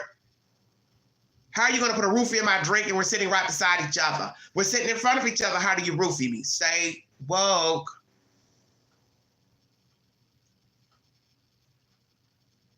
Because what did we find out? She agreed to go drink. They decided to go somewhere else and buy liquor, like the liquor store. Hey, let's go to the hotel. Let's hook up. And she agreed. So they got ice buckets, drinks. She goes to the bathroom to freshen up. And then he puts the roofie in the drink, but they're in the hotel already. Stay woke, because you got to show how the roofie got in the drink. And that's where I have a problem with the story. And I'm not here to blame the victim, but you have to ask yourself the obvious. You started this journey as a Lyft driver. He was the patron. So people are going to ask, well, how did you end up as the driver? He's the patron to end up getting drinks where? To end up in a hotel. To wake up, don't know how you got there. And then your car is missing. And the guy is missing. So now you got to ask, where did he go in her car? He didn't think that she was going to not call the police and ID him on the app as her patron? Is she now going to sue Lyft? What's going to be telling is the who, the where, the why, the when. And what other assaults or criminal records does he have against him? Has he pled guilty to sexual assault before? Does he have anything pending right now? Yes, he does, obviously, but they did not say what exactly. Has he pled guilty to sexual assault in his past? Has he been to prison or jail for sexual assaults? They won't. Drugging, thievery, theft, fraud. We will see. I will bring you an update. But what I'm curious about is where did they go once they got in the car? She picked him up, because you've got to explain that. You can't leave that part of the story out. Let's recap what was said, because naturally, you're not getting all of the information. Picked up a stranger, passenger, to Marcus Johnson, March 11th. Accused of giving the woman a sedative, stealing her car, kidnapping, sexually assaulting her. She woke up in a hotel unfamiliar to her, car was gone. The victim and the suspect connected during this ride and decided to get drinks together. The two engaged in conversation and agreed to have a drink with one another, at which time the victim doesn't remember and is unable to account for the event.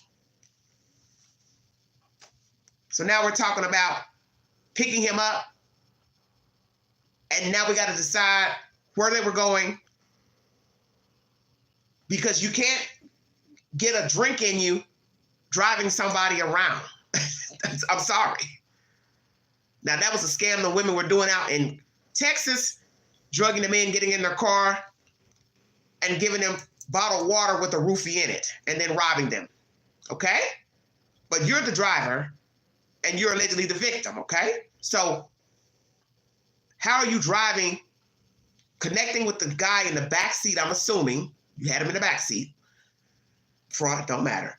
How do you go from that driving to being roofied? That's where I'm confused.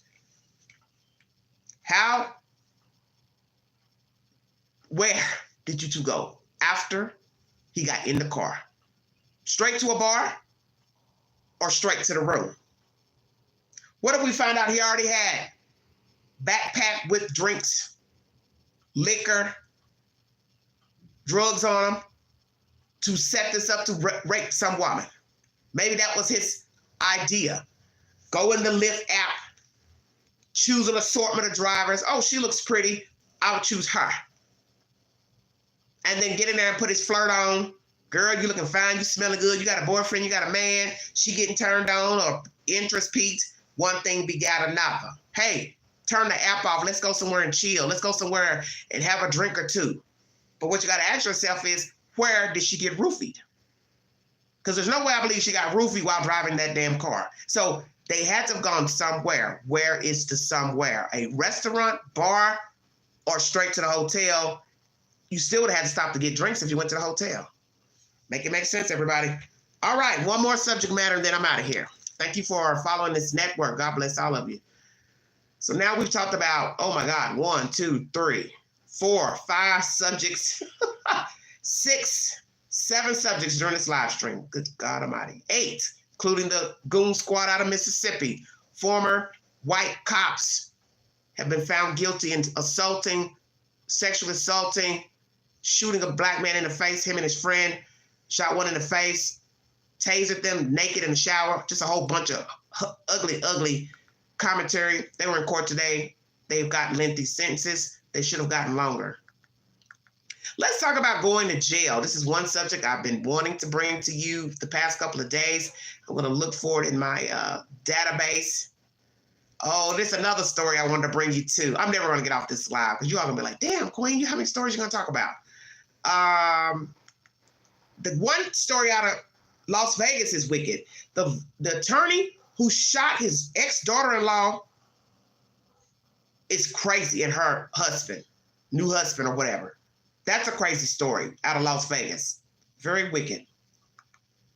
All right. There's something I wanted to talk to you all too about vandalism. Young people have vandalized apartment complex over in Blount County, and who should pay for the damages? That's something I want to talk about with you guys too. And Caleb Harris is still missing out of Texas. Where is he? Okay. Hope I can find my story. Hold on, everybody. Still Sebastian missing. Woo, boy, I have a lot of stuff.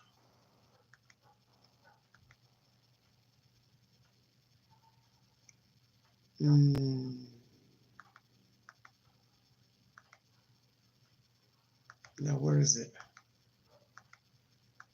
I cannot believe I have so much stuff. Please check my community board for movies.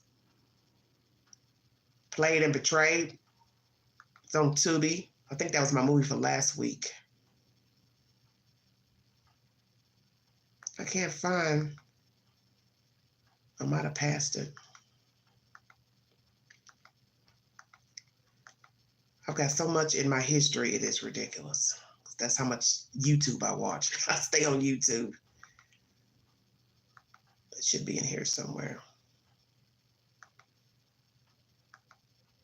I don't see it. Oh, I probably didn't pass it. Say what, honey? Ah, thank you.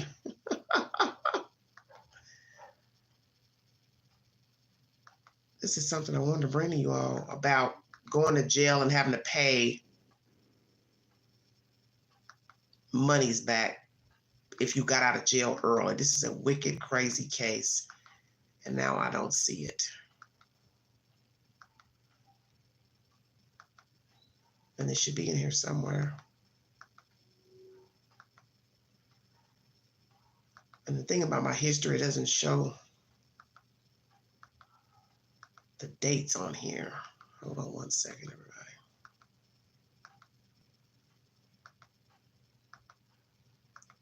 Everything but. Sorry it's taking so long. I want to play you two more. I may have to go in and search it manually because I don't see it.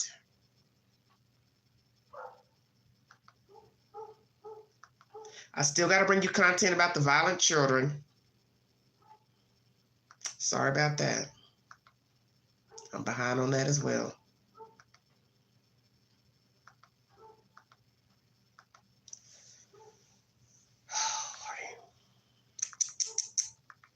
Now I can't find it.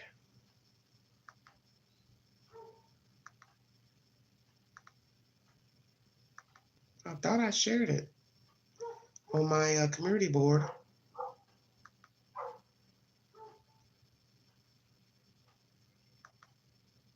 Well, I never realized how much content I have in the queue. I'm going to have to find it. Go look for it. Hold on.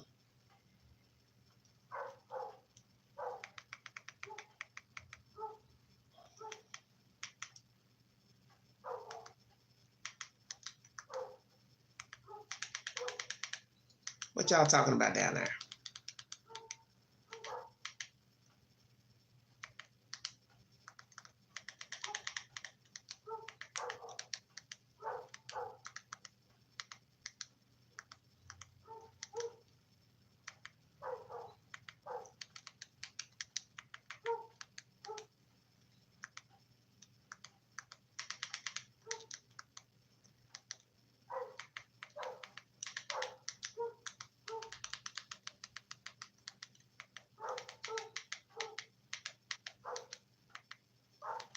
One second, everybody.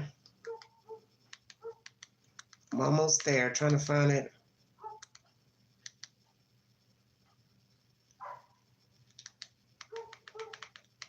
This is bad. I thought I had it saved.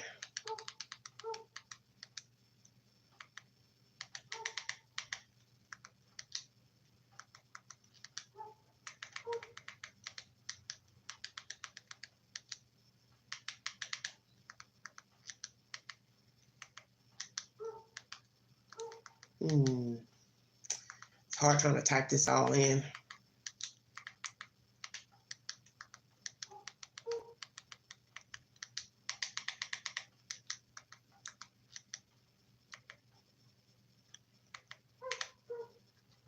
Wait. Sorry, everybody. I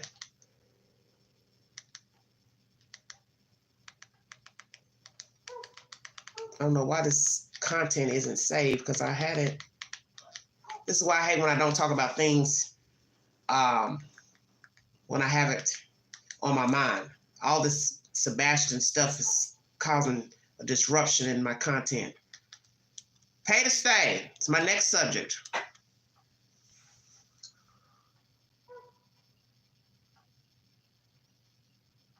Oh, girl. No, they were friends allegedly, but he probably knows something about his behavior. So a lot of people are talking. All right, tell me all how you feel about this subject matter right here coming out of Florida. Our main story tonight involves a common saying, you do the crime, you do the time. But when people are released from prison, it marks the start of new hardships impacting local families and communities. And new tonight, I-Team investigator Kylie McGivern digs into a Florida law many don't even know about. It's called pay to stay, charging inmates like Shelby Hoffman for their prison sentence, even if they're released early and regardless of their ability to pay. I'm going to put up the poll right now on my community page. So they're 7 to 7. Hoffman is part of TGH Crystal River's clinical staff.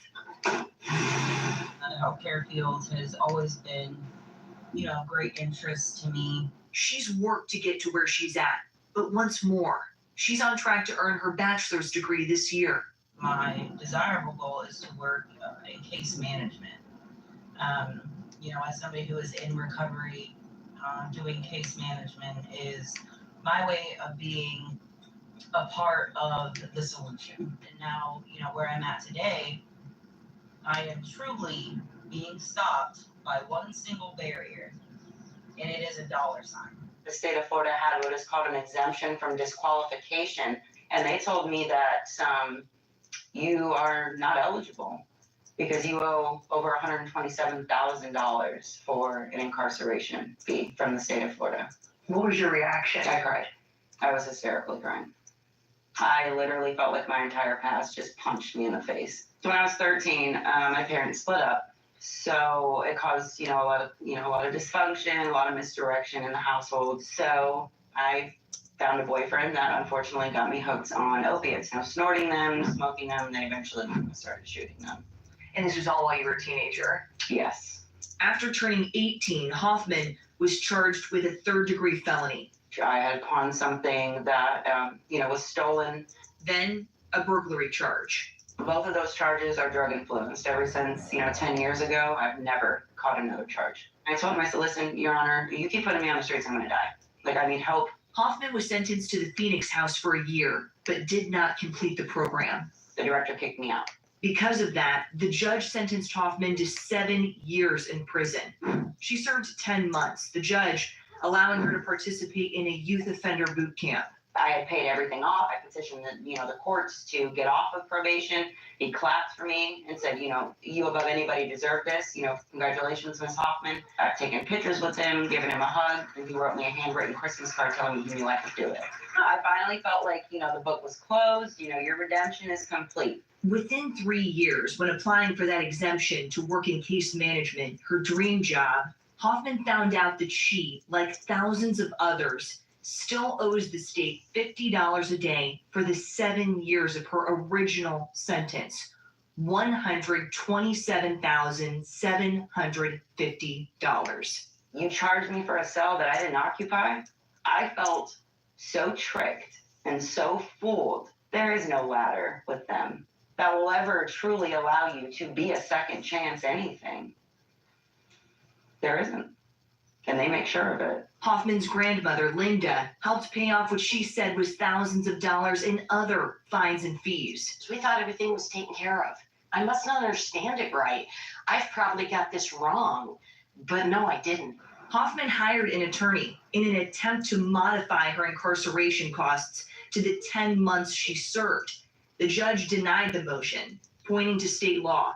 A court may not modify a legal sentence imposed by it more than 60 days after the imposition, and incarceration costs are based upon the length of the sentence imposed by the court at the time of sentencing. You are imposing something that I can't pay off in a lifetime.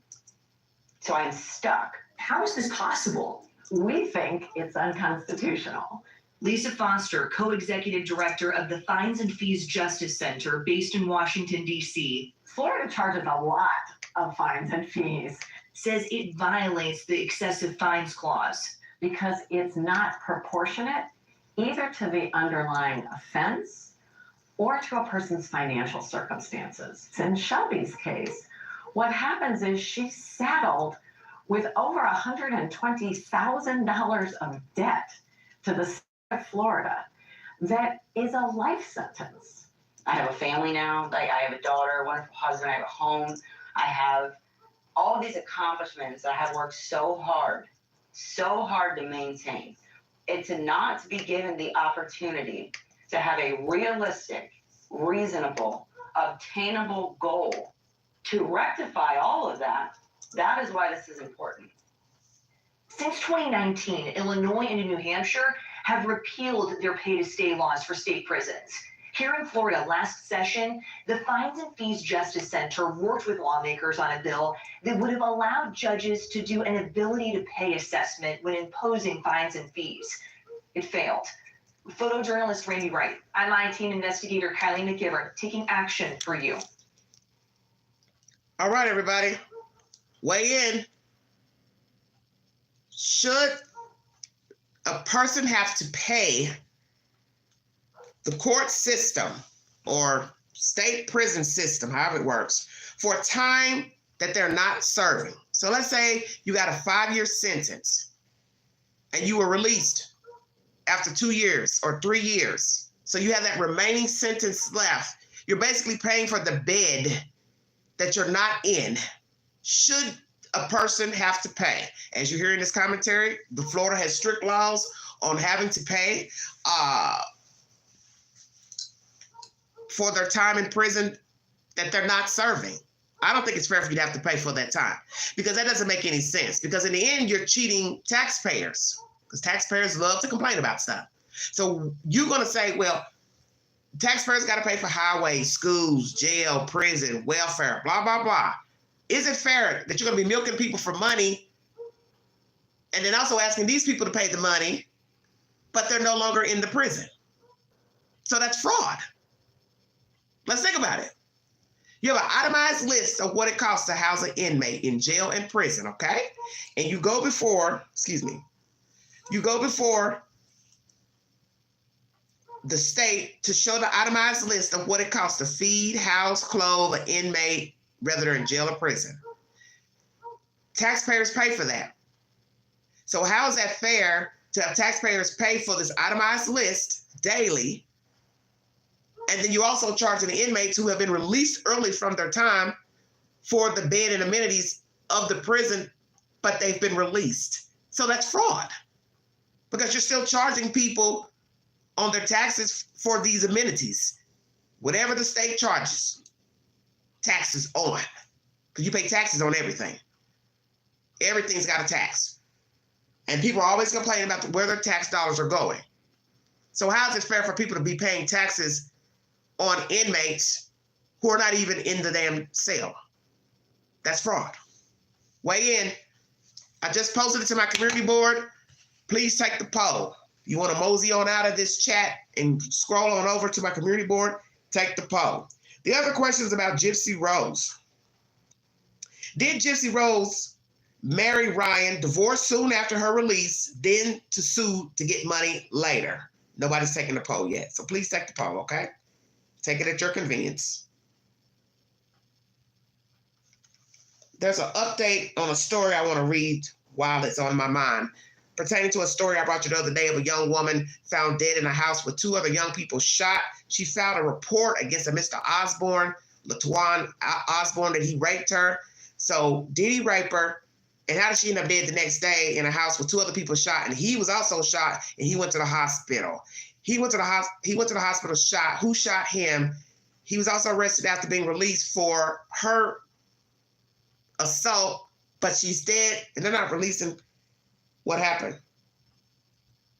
So Chief Paul Noel is going to give commentary. Let's hear what he has to say.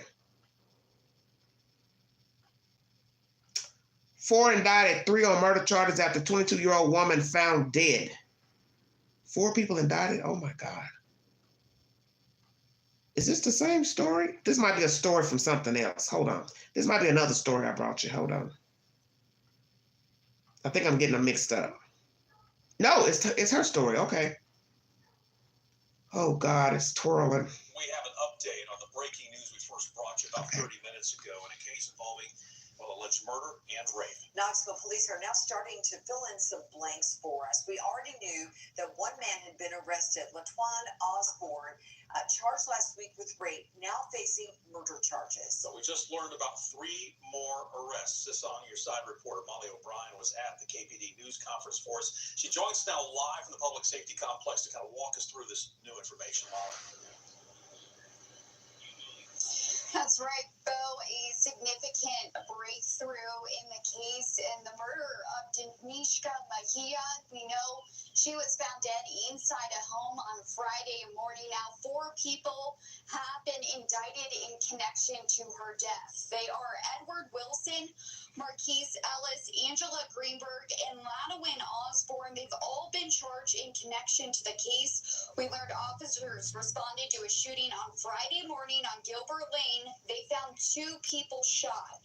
Their injuries were not considered life-threatening, according to KPD. Mejia was also found dead inside the home. According to KPD, we learned today her cause of death was not believed to be from a gunshot wound. KPD Chief Paul Noel detailed the complexity of this case. Take a listen. From the moment we arrived on scene, it was apparent that this was truly a heinous crime.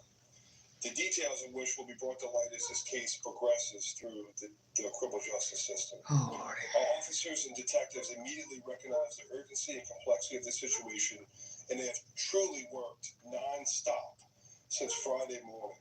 They left no stone unturned. We know those 4 suspects are currently in custody, but again, Chief Paul Noel reiterating that this investigation is ongoing. Reporting live in Knoxville, Molly O'Brien, WATE 6 on your side. So what happened to her? Because 2 people are shot, a guy and a girl in her 20s. So help me understand. Mejia, Denishka rather. We have a dead woman, 2 of her associates, and then Osborne. So that's 4 people allegedly in the house. 3 people are shot, but she's dead. Tickets to last year's canceled Lord. concert. Sorry. She's dead, but not from a gunshot wound. Help me understand. 4 people in the house allegedly. Or was there more than 4? Because something's not adding up. 4 in the house. 3 are shot, 1's dead, the girl, not from a gunshot wound, Denishka. And then the suspect, he goes to the hospital with a gunshot wound, and then after he gets out, he's arrested for her rape the day before. She filed a report of being raped at another house on Walker Street. All these people are in a house dead and shot on Gilbert Lane, which is in South Knoxville, 2 different locations now.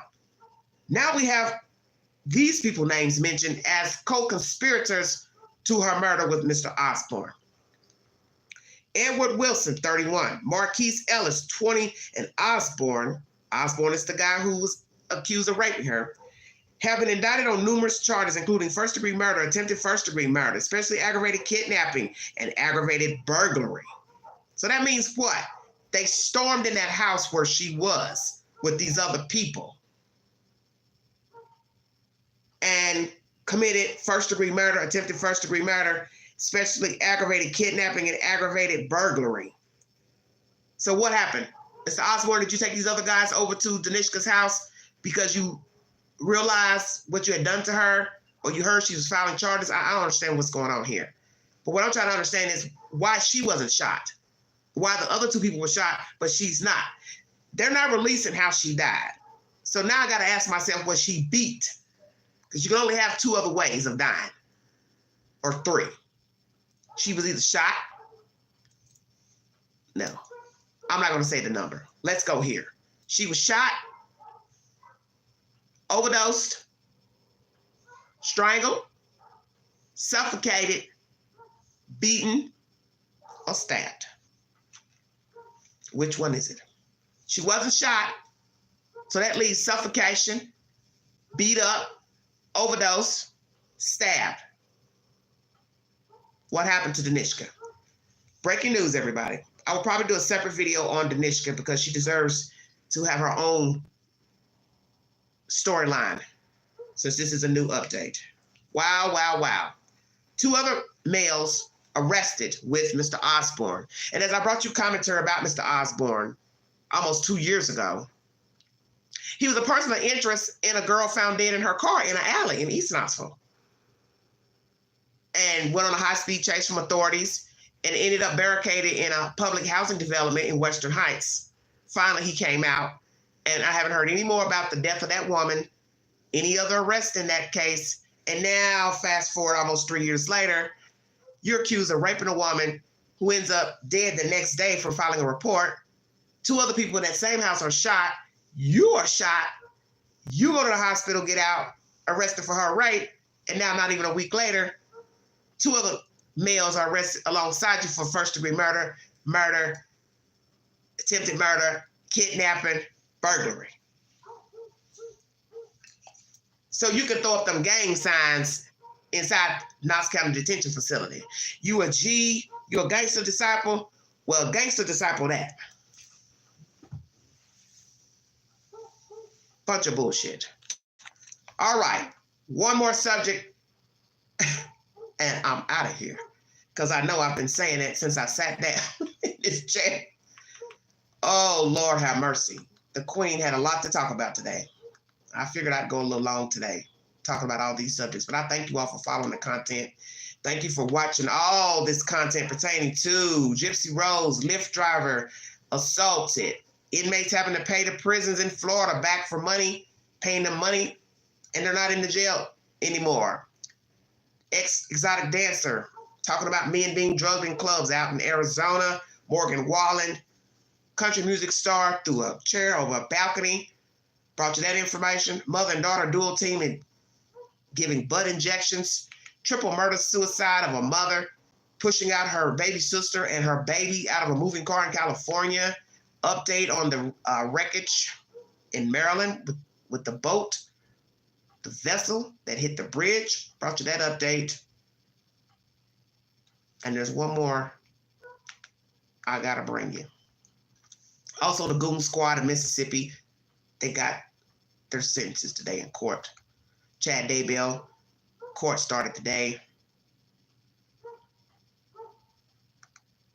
What else I got?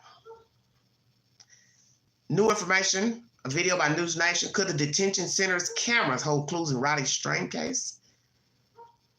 I don't know. And Gypsy Rose has filed a divorce from her husband. What do you all make of that? I don't know.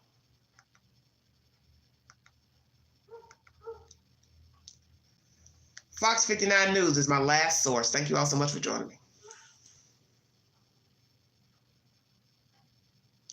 Thank you so much, Sam. I appreciate that. God bless you, sweetie. Have a good weekend this weekend, Let's get to this story here. Some disturbing allegations against a former Indianapolis Metro Police probationary officer, Byron Howard, now charged with rape and official misconduct. He's accused of using his job to take advantage of a domestic violence survivor he was supposed to help. Fox 59's Max Lewis is digging into the court documents and spoke with the woman's attorney. Had my client not been bold enough to come forward and contact me, he could have continued his reign of terror. Attorney Mark Nicholson represents the woman who says probationary officer Myron Howard raped her inside her own home. According to court filings unsealed today, Howard, along with other officers, had responded to the victim's home earlier this year on a domestic violence call and arrested the victim's boyfriend for hitting her. After the scene cleared, the victim says Howard came back to her home alone, telling her, quote, "You know you could have went to jail too, but I didn't say anything, so I need you to do something for me." The victim told investigators he proceeded to rape her for the next 10 minutes. You don't expect a police officer, someone in law enforcement, to do such a thing, and that's what makes it worse. During the investigation, detectives also uncovered another incident where Howard offered a ride home to a woman who had just been in a car accident. In exchange for the ride, investigators say the victim had sex with him in the back of his patrol car. What kind of officer thinks that that's appropriate behavior? Seriously, you know? So if that's not a predator, I don't know what one is. Investigators say Howard turned off his body camera during the alleged assault, but maintained that the sex was consensual. During an interview, he told detectives he had sex while on the job numerous times at his previous departments. Attorney Nicholson doesn't buy that the sex was consensual and believes there's likely other victims out there. Someone that is going out preying on women that are sexually or emotionally or financially vulnerable, right? They are seeking for those type of victims that they can attack. IMPD says Howard had been with the department for about a year. He was still on probationary status when Chief Chris Bailey fired him last month. He is due in court for his initial hearing on Thursday. At IMPD headquarters, Max Lewis, Fox 59 News. IMPD Chief Chris Bailey fired Howard on March 14. He was able to be fired before going through the Civilian Police Merit Board because he was still under that probationary status. In a statement today, the chief says in part, quote, his alleged actions not only violated his sacred oath to our community, but he abused his power and took advantage of a victim when she was most vulnerable.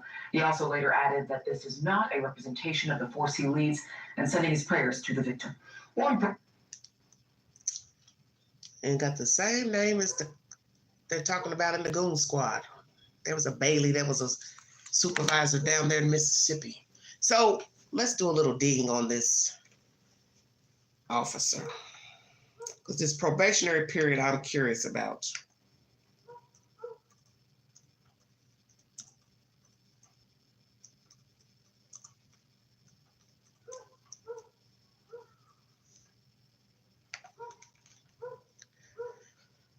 Okay, everybody.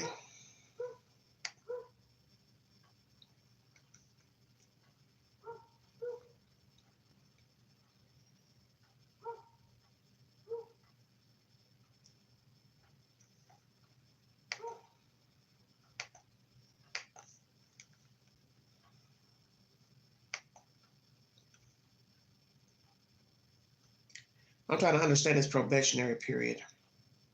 Myron Howard has been terminated by the department, formally charged with SA, criminal confinement, official misconduct, and other misdemeanors. At a hearing April 4th, a judge placed Howard on a $100,000 bond. If he posts bond, Howard will be on GPS monitoring and cannot have firearms. His next hearing is set for the end of May. Howard then allegedly returned to the scene after officers left, according to court documents. Howard allegedly told the female victim, you know you could have went to jail too, but I didn't say anything, so I need you to do something for me.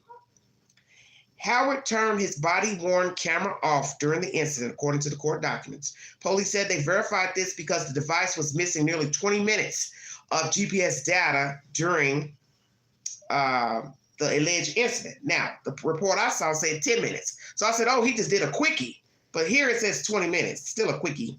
Anywho, his patrol car GPS showed he had returned to the woman's home after the domestic violence call and was there approximately 17 minutes. Wow. I felt obliged to do what he tells me, the alleged victim told police. She said her boyfriend was arrested again in February for domestic violence and that Howard came to her home after other officers left. That time, she said she told him to leave her alone and didn't open the door to her home. Okay, well, how did he get in? When questioned, Howard claims he was doing patrols in the area around the domestic violence call, and the woman waved him down and the sex was consensual. He claimed he didn't talk to her after that. The woman submitted screenshots from her home of text messages Howard allegedly sent her and a call he made. In a separate incident in August of 2023, another woman said Howard was helping her after a car crash. She said he then came back and offered her a ride home. She said he told her that she needed to buy him gas or have sex with him. She said she offered gas money, but he told her it needed to be sex. She said the two had sex and then he drove her home. And I believe this took place in the back of the patrol car. The allegations made in a probable cause affidavit are deeply disappointing and disturbing, IMPD Chief Chris Bailey said. His alleged actions not only violated his sacred oath to our community, but he abused his power and took advantage of a victim when she was most vulnerable. His actions do not represent the brave women and men who serve Indianapolis with integrity every single day. My prayers are with the victim during this difficult time. So you also heard the attorney speaking in this about this is a travesty, misuse of abuse of power. We trust the police to uphold the law, and when someone is in law enforcement and they violate that trust, it is especially heinous. He believes there are other victims out there and encourages them to speak up to prevent this from happening to anyone else. If people don't come forward, then this reign of terror, this abuse can continue to happen, Nicholson said. He called his client brave for coming forward. So we get a little bit of information.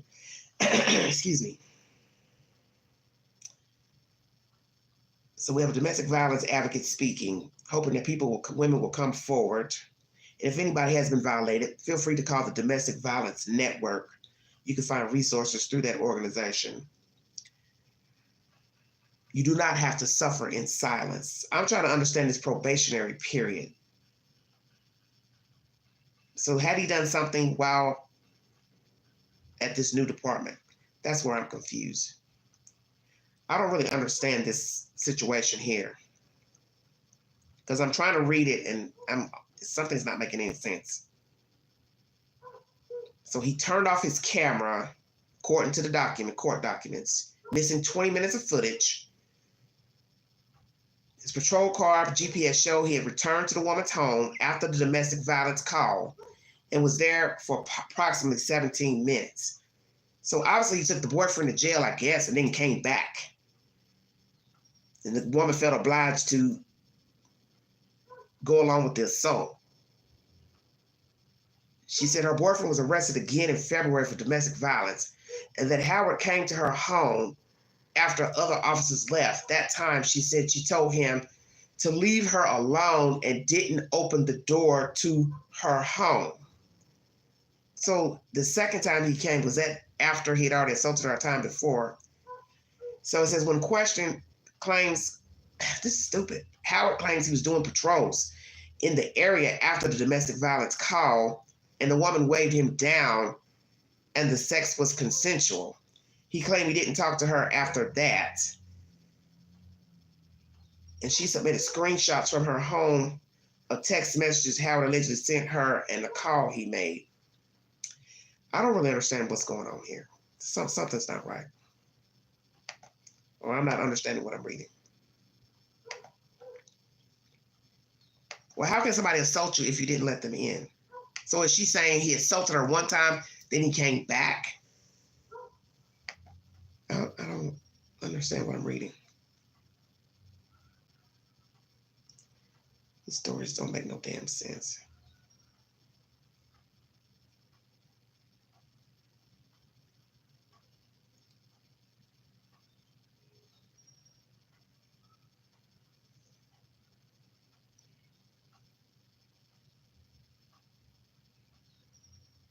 All these cop stories of sexual assault,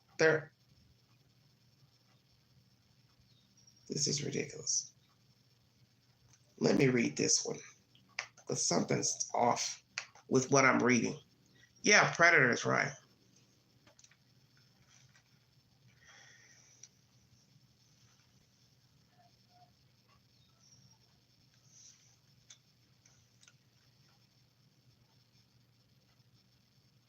So it happened on January 6th.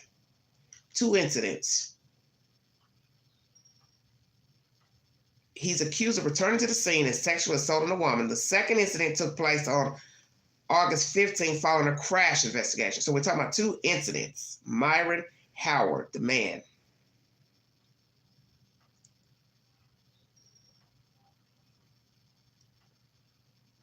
So he had returned to the woman's home after the domestic violence call and was there for approximately 17 minutes. Allegations also included Howard turned his body-worn camera off during the incident. This is, I don't know. course, he's giving a different version, of course. He was patrolling the area.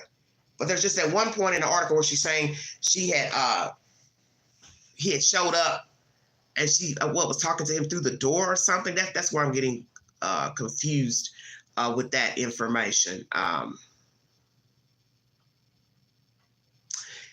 You entitled to believe whatever. I don't really know what to think. But obviously he had her phone number. So he was calling her, saying something to her. So what did the text messages reveal? They say they have text messages. She shows screenshots. So you got to ask that. Why are you calling her? What are you saying to her in the text messages? How many times did he text her? How many times did he text, call? What was her responses to what he said? Is there anything in there that would be defamatory against her? I don't know. They didn't say it, but I asked all these questions. I always try to reread things and read different articles just to get to the gist of a story because every article has something different. So I tried to see what else I could find about the probationary period. That's the part where I'm confused. Is what was he on probation for? As a new cop? What? I don't really understand. And shit like this irks me. It just does. When it doesn't make any sense.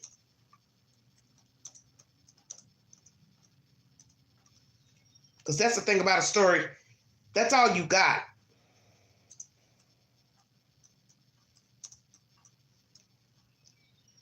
Is a version.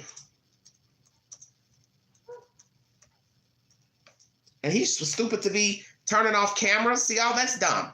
You're in the area. Your car's running. GPS puts you there when you're not supposed to be there. Of course, he could always say, oh, I just went back to check on her, make sure she was okay. Nobody was bothering her, blah, blah, blah. Still ain't good.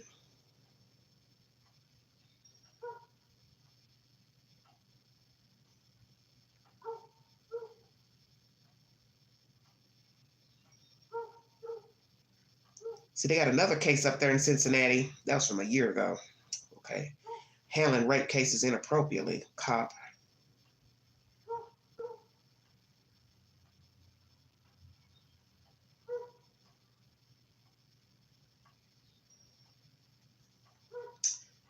This must be the one right here. Thank you all so much for joining the Queen. Just trying to get a little more understanding on this dirty cop.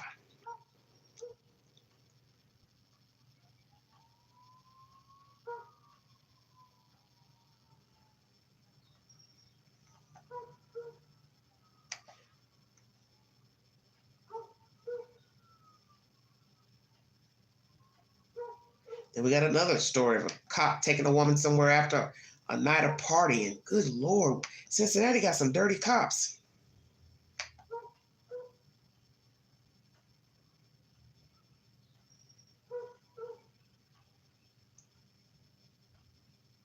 Instead of arresting her, he was helping her. Come on. I can't seem to pull up anything.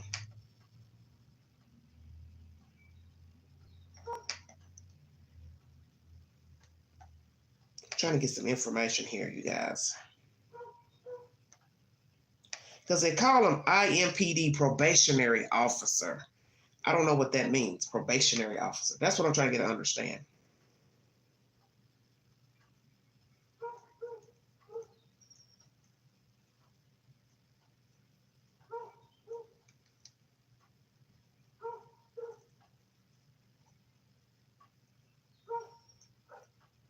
And he's young.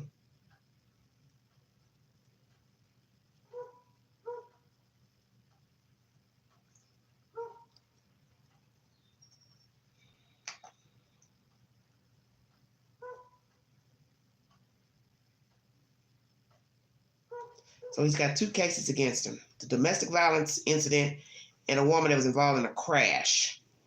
And he solicited her for sex because he's offering her a ride in exchange for sex.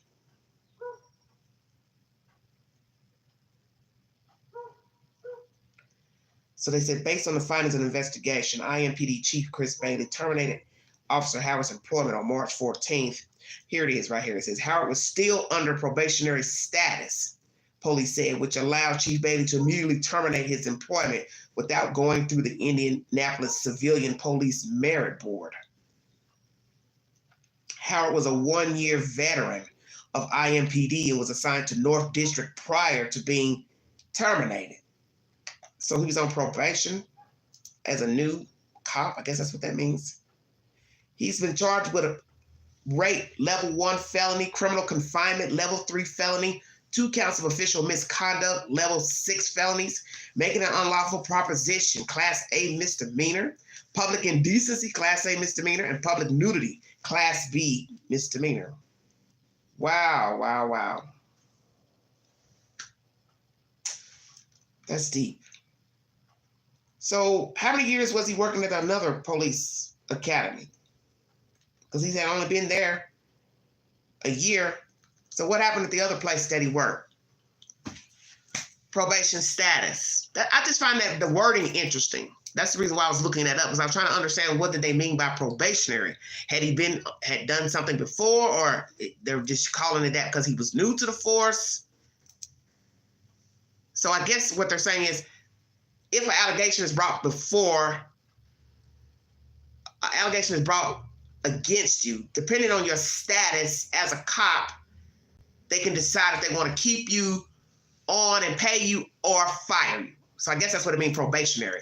So he was new to the force only 1 year. So this chief could fire him because he hadn't, I guess, been there long. That's what I was trying to get an understanding what that probationary meant. So he was new to the force. Now, how long he had been a cop before, I don't know, but new there, Cincinnati. So now we got to go back in the book of life. How many women has he sexually assaulted? How many women has he propositioned? How many did he force rape? See, the one lady said, well, I just went on and did it because he was there, just came back to her house. Now, she's just getting beat up by a boyfriend or arguing or fussing or whatever's going on with the boyfriend. Now you got a dirty cop coming back talking about, let's have sex. You know I could have arrested you too. So maybe that's what he did. He saw they both were fighting, had wounds. So there you go. Well, this is my home now, so how about that? So were there wounds on the guy that she was fighting with, the boyfriend? Because that's what he's telling her. Now, naturally, he's probably, a liar, manipulator, but just asking, hey, I'm back. Hey, I could have arrested you, so I need you to give me something in exchange for not arresting you. That's basically what he said to her, her version. Obviously had her number, texted her. She's got text messages from him. What did the text messages say? What did he ask her? What did he say? Did he mention the incident? Did he tell her not to say anything? Did he blackmail her, try to bribe her, threaten her in the text messages? What do the text messages say? 2 hours of this live. I'm going to check out of here. That's the latest. Oh, sorry. That's okay, Foxfire. Thank you so much, sweetheart. This is what they do when you go live, honey. Anytime I go live from this little box, this little gadget, they come in. If I go from the computer or the live stream or from StreamYard, I rarely get the trolling. But only when I do it from the phone, I get all of this shenanigans. And another thing I think is interesting is that I'm not blinking as much. Usually I blink a lot, but anywho, we're going to get out of here. Thank you so much. I'm going to bring you a recap of the story of the young lady that was found in that apartment or that home on Gilbert Lane. I don't really know what the hell happened there, but once again, Danishka filed a rape report against LaTwan Osborne. A day later, she's found dead in a house. They're not revealing how she died. 2 other people were shot in the house along with Osborne. So we have a dead woman, 3 people shot. The one person went to the hospital, Mr. Osborne. He was later released and then arrested for Danishka's rape. Now I bring you an update. He and 2 other men have been indicted for murder and attempted murder and burglary, kidnapping. Very interesting. And I want to say this to whomever is listening, and I said this in the last live, and I don't care. When I reported on Mr. Osborne's behavior back in July of 2020, 2022, he was a person of interest in a woman's death then. And some people may assume that he didn't murder that woman that was found in that car in the alley. The point is he was a person of interest. So in order for him to be a person of interest then, that means somebody told he was in her company. And or they thought he did something to her, meaning he shot her, allegedly. So the police just don't come find you and ask you about a dead person unless they got some kind of information from CCTV footage, phone data, eyewitnesses that you were in this person's company. Now you go back to that in 2022, or 2021 rather. Get my times mixed up. I think 2022. 2 years ago, almost 2 years ago or so, 3 years ago, you got that incident, and then you fast forward to this incident of a dead woman. They won't even reveal how she died. They're telling us all these people got shot in the house, but they won't reveal how she died, which is scary as you know what, which got me. I was thinking, well, did she overdose? Did she get high on drugs? She got scared, or she just felt like giving up in life because this guy sexually assaulted her, allegedly. She took some drugs or something, because I didn't know, because they never said how she died. They just said, oh, all these people were shot, but they're not revealing how she died, which I thought was strange. And then in the article, it said she wasn't shot, so I thought, well, how could she have died? So I'm sitting here trying to figure out what in the world is going on. So now we have Osborne linked to the rape, and now her murder, and 2 other guys linked. But I don't think the guys who are linked to the murder, they weren't shot. See where I'm going with this? So how many people were actually in that damn house? Because there was a guy and a girl who also got shot in the house. I don't know if these were her friends, her relatives, what? Brothers, sisters, don't know. But it's strange that now we have 2 other guys linked in with Osborne. So what happened? And then you hear one of the charges is burglary. So did they bust in the house? And then there was a shootout between people. And what happened to her, Danishka? Was she beat up, strangled, suffocated? What happened to her? I'll do another live on her separately because I want to dissect that information. Very horrible crime. Nice looking young lady. She obviously knew him, Mr. Osborne. Don't know if they dated. Don't know if he liked her and something went wrong in the house, apartment, whatever. He forced her to have sex, whatever. And I'm really going to hate to hear if there was anybody else involved in the sexual assault. This is bad, bad, bad. But one thing I do know, when you go to Facebook, you pull up their names. She was following him on Facebook. He was one of her Facebook friends. So they knew each other. And for those who thought he didn't have anything to do with that murder from a few years ago, well, you can rethink that now. Because now he's linked to another murder and a rape. How about that? This is why you don't put people on pedestals and brag about what somebody didn't do. Because a certain person I know was talking all this junk on Facebook about, you all shouldn't be saying he did anything and years ago. Well, I bet you ain't saying that now. Because if you're saying it now, that means there's something wrong with you. Because you don't know people. That's my commentary about it. Thank you for joining me. If you'd like to donate to this great network, $BigAngie129 Cash App. Stickers and chats are always welcome during the live stream. Thank you for the channel donations. God bless all of you. Prayers for Sebastian Rogers. Still covering that story, but I've got to bring you other content. When I get more information pertaining to Sebastian Rogers, I will bring you an update. So far, it's just the same old he said, she said gossip, and I can't dwell my time on all that nonsense because it's to me, a repeat of Summer Wells. And that's where the Sebastian Rogers case is going. It's just a part 2 of Summer Wells of he said, she said, gossip, this and that. You don't know what's the truth. All you know is a 15-year-old autistic boy is missing. That's all you really have. Everything else is gossip from the parents. Obviously, they don't get along. They don't like each other. It's some bullshit, but that's expected. That's why the child's missing, because there was some riff-raff strife going on between all the parents.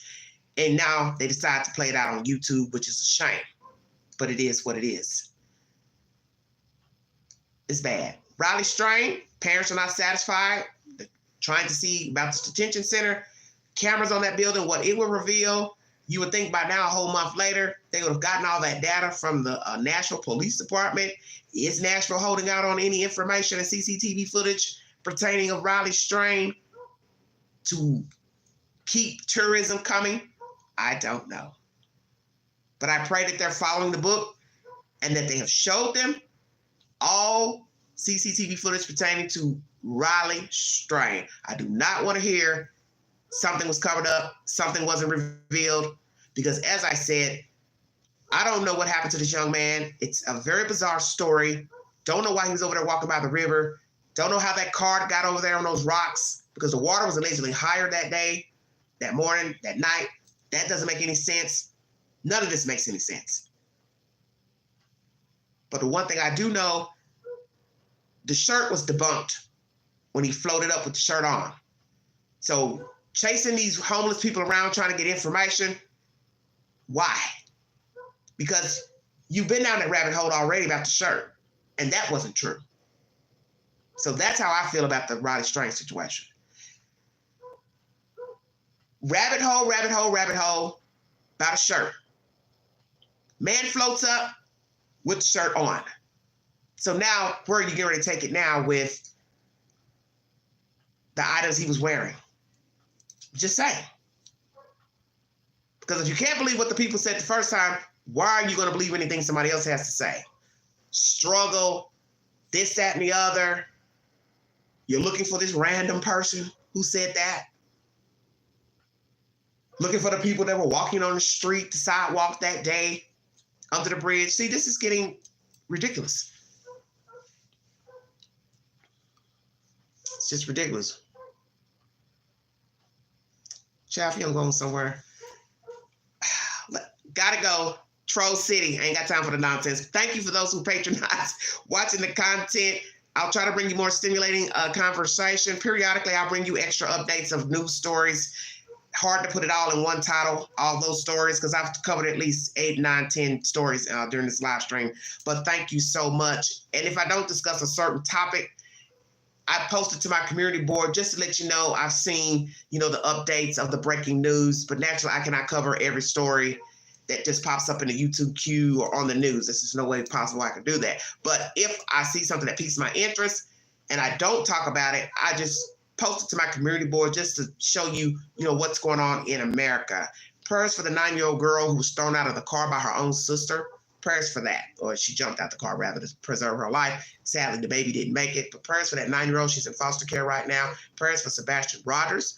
Prayer for the Lyft driver. Don't know what really went on with that situation, but we're going to pray for her anyway. We're going to also pray for the women mentioned in this story with the dirty cop out of Cincinnati. Prayers to all assault victims. We live in a dirty world. And that case out of Mississippi with the dirty white cops, it's just evident that we still have racism. We have dirty cops. We have dirty people. We have racist people. We have mean-spirited people. You just have to be aware of your surroundings. You have to pray that you won't end up a Mississippi story. You won't end up assaulted by a cop. You won't be beat up by a cop, rough handled by a cop, mistaken identity, nosy Karen meddling in something and implicating you, because that's what got that story started in Mississippi. A neighbor called talking about black men with a white woman. These two guys were living in the same house and one of them dated the white woman. That's what got the story jumped off. So these dirty cops come, break in the house, wreak havoc, plant drugs, rape the guys, do all kinds of crazy stuff with them. And then one was shot, all because a neighbor, I'm assuming she's white, called because she didn't like the fact that a white woman was with some black men. And these guys got assaulted by 6 white cops. And that one guy could have died. They got shot in the face. Tased naked in a shower, made them get in the shower together, assaulted them with sex toys, planted drugs on them. Now imagine had one or both died. We'd be talking about something else now. So you see, you don't never know what shape you're going to be in. Nosy neighbors, meddling neighbors, dirty cops, dirty neighbors, dirty people, bad men, bad women. We're in wicked times. And the more I watch social media, different things, I realize how wicked people are, how thirsty people are for attention, the stuff that people are doing, the stuff that young people are doing, things that people are allowing with their children. I want to talk about that probably a little bit later after I wind down. I want to come back on and I just want to shoot the shit with everybody on some things that I don't like that I'm seeing on social media. And a lot of it is obvious stuff. The posting, excessively, the ranting and the raving and going on and on about your feelings, this and that. Children being half dressed on TV shows and podcasts and social media, just a lot of stuff I'm seeing that we are just damn near numb to. Laughing at things that's really not funny. Kind of like the stuff you see in the shorts. People filming their grandmother walking around talking crazy with dementia, filming their granddaddy walking around. Do you really think that's a good idea? Because they're cussing and talking crazy, but they got dementia. I'm just saying. Children walking around half naked in videos and Snapchats and all this other type of crazy nonsense. Is that cute? Kids cussing and you filming them, making money off the little videos on YouTube and Facebook. We're out of control. Oh, thank you, Lennox. Thank you so much. Thank you. Thank you so much. Everything's out of control right now. And I think we are becoming, some of us, we are a part of the problem. We laugh at stuff that really we shouldn't be laughing at. Just like with the true crime stories. It's not to be, make fun of the victim or the missing person, but we do laugh at the stupid stuff that their relatives are doing, such as with Mr. Proudfoot. Yeah, I'm gonna clear my throat right quick. You laugh at this fool because you're saying to yourself, the fuck is wrong with this white man? Your child is missing and all you want to do is get on YouTube channels and talk and go on and on and on, and your child is missing. You haven't looked for the child. Your wife hasn't looked for the child. She hasn't made no attempt to look for the child. You all haven't met up with the father when the child first went missing. The Petitos and the Schmitz, they were front and center when their daughter went missing, but not you all. Why not? Because you showed us that there was something going on behind closed doors with you all. That's the reason why he's missing. And more than likely, Sebastian is not alive. Okay, I'm feeling the same way like Summer Wells. He's not alive. And they know this, that's why they weren't looking for him. Because I'm not gonna look for something I wanted lost in the first place. I didn't want the little boy, don't you get it? That's the purpose of abusing, torture. I don't like you. Hell yeah, I gave birth to you, I don't like you. Baby daddy, boyfriend, I don't like you. I don't want you, I don't want to be in the house with you, I stay here as a place to stay. Hey, I can go in the belly of the beast, I can go real deep on you, okay? People are just hustling to live. They don't give two fucks about you, they don't care nothing about you. It's survival of the fittest out here. And that is what you are seeing on the news. Snapchat, Facebook, IG, everything's a hustle. Scheme, scam, grift, grind, so I can eat. I don't give a fuck if I step on you, beat you down, torture you, kidnap, talk about you, lie on you. I gotta eat. I'm thirsty, I'm hungry for attention, I'm miserable as fuck. I'm gonna use and abuse you. It's been going on since day one. When they ate off the tree of life, then came sin. It's life. But the stuff going on that I hear is outrageous. Just like most of what I just talked to you about. 10 or less subjects in 2 hours and 30 minutes almost. It's been nothing but chaos. Blood injections. Why would you get blood injections when you don't know what the shit she's putting in your ass? She's putting cement and whatever. Dirty cops raping women. White cops beating up 2 black men because one of them's dating a white woman. So what? What do you give a fuck about that? You were willing to go die in prison because a black man and a white woman are together? This is show you how stupid people are. Killing your kids. Because you don't want to be bothered no more. You don't want to be obligated.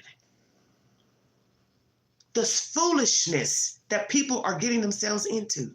Just every waking hour. It is sad. And it is the world that we're in. So you can't trust nobody. Boy in Texas missing. Goes outside barefoot. Where is he at? Just signed a lease? rooming with some guys, just got a puppy that night. Where's he at, Caleb? Where's that guy? See, it's too much going on. Country music star, got a good life. He's ungrateful. Throwing a damn bar, a chair off a fucking rooftop bar in Nashville. He's ungrateful. And you see this every day. People who are in a position to live good, have a lot going on, and they're ungrateful, they're not humbled. Most of us are wishing we had a $1 million house. We had millions in the bank. We could live this exuberant life and have people catering to us and shop all day and do all these wonderful things that money can buy, but yet exactly no gratitude. Amen. Just nasty as hell. And that's usually who's nasty. The one who has been afforded the opportunity to do great things in life. Politician, cop, movie star, actor, singer, doesn't matter.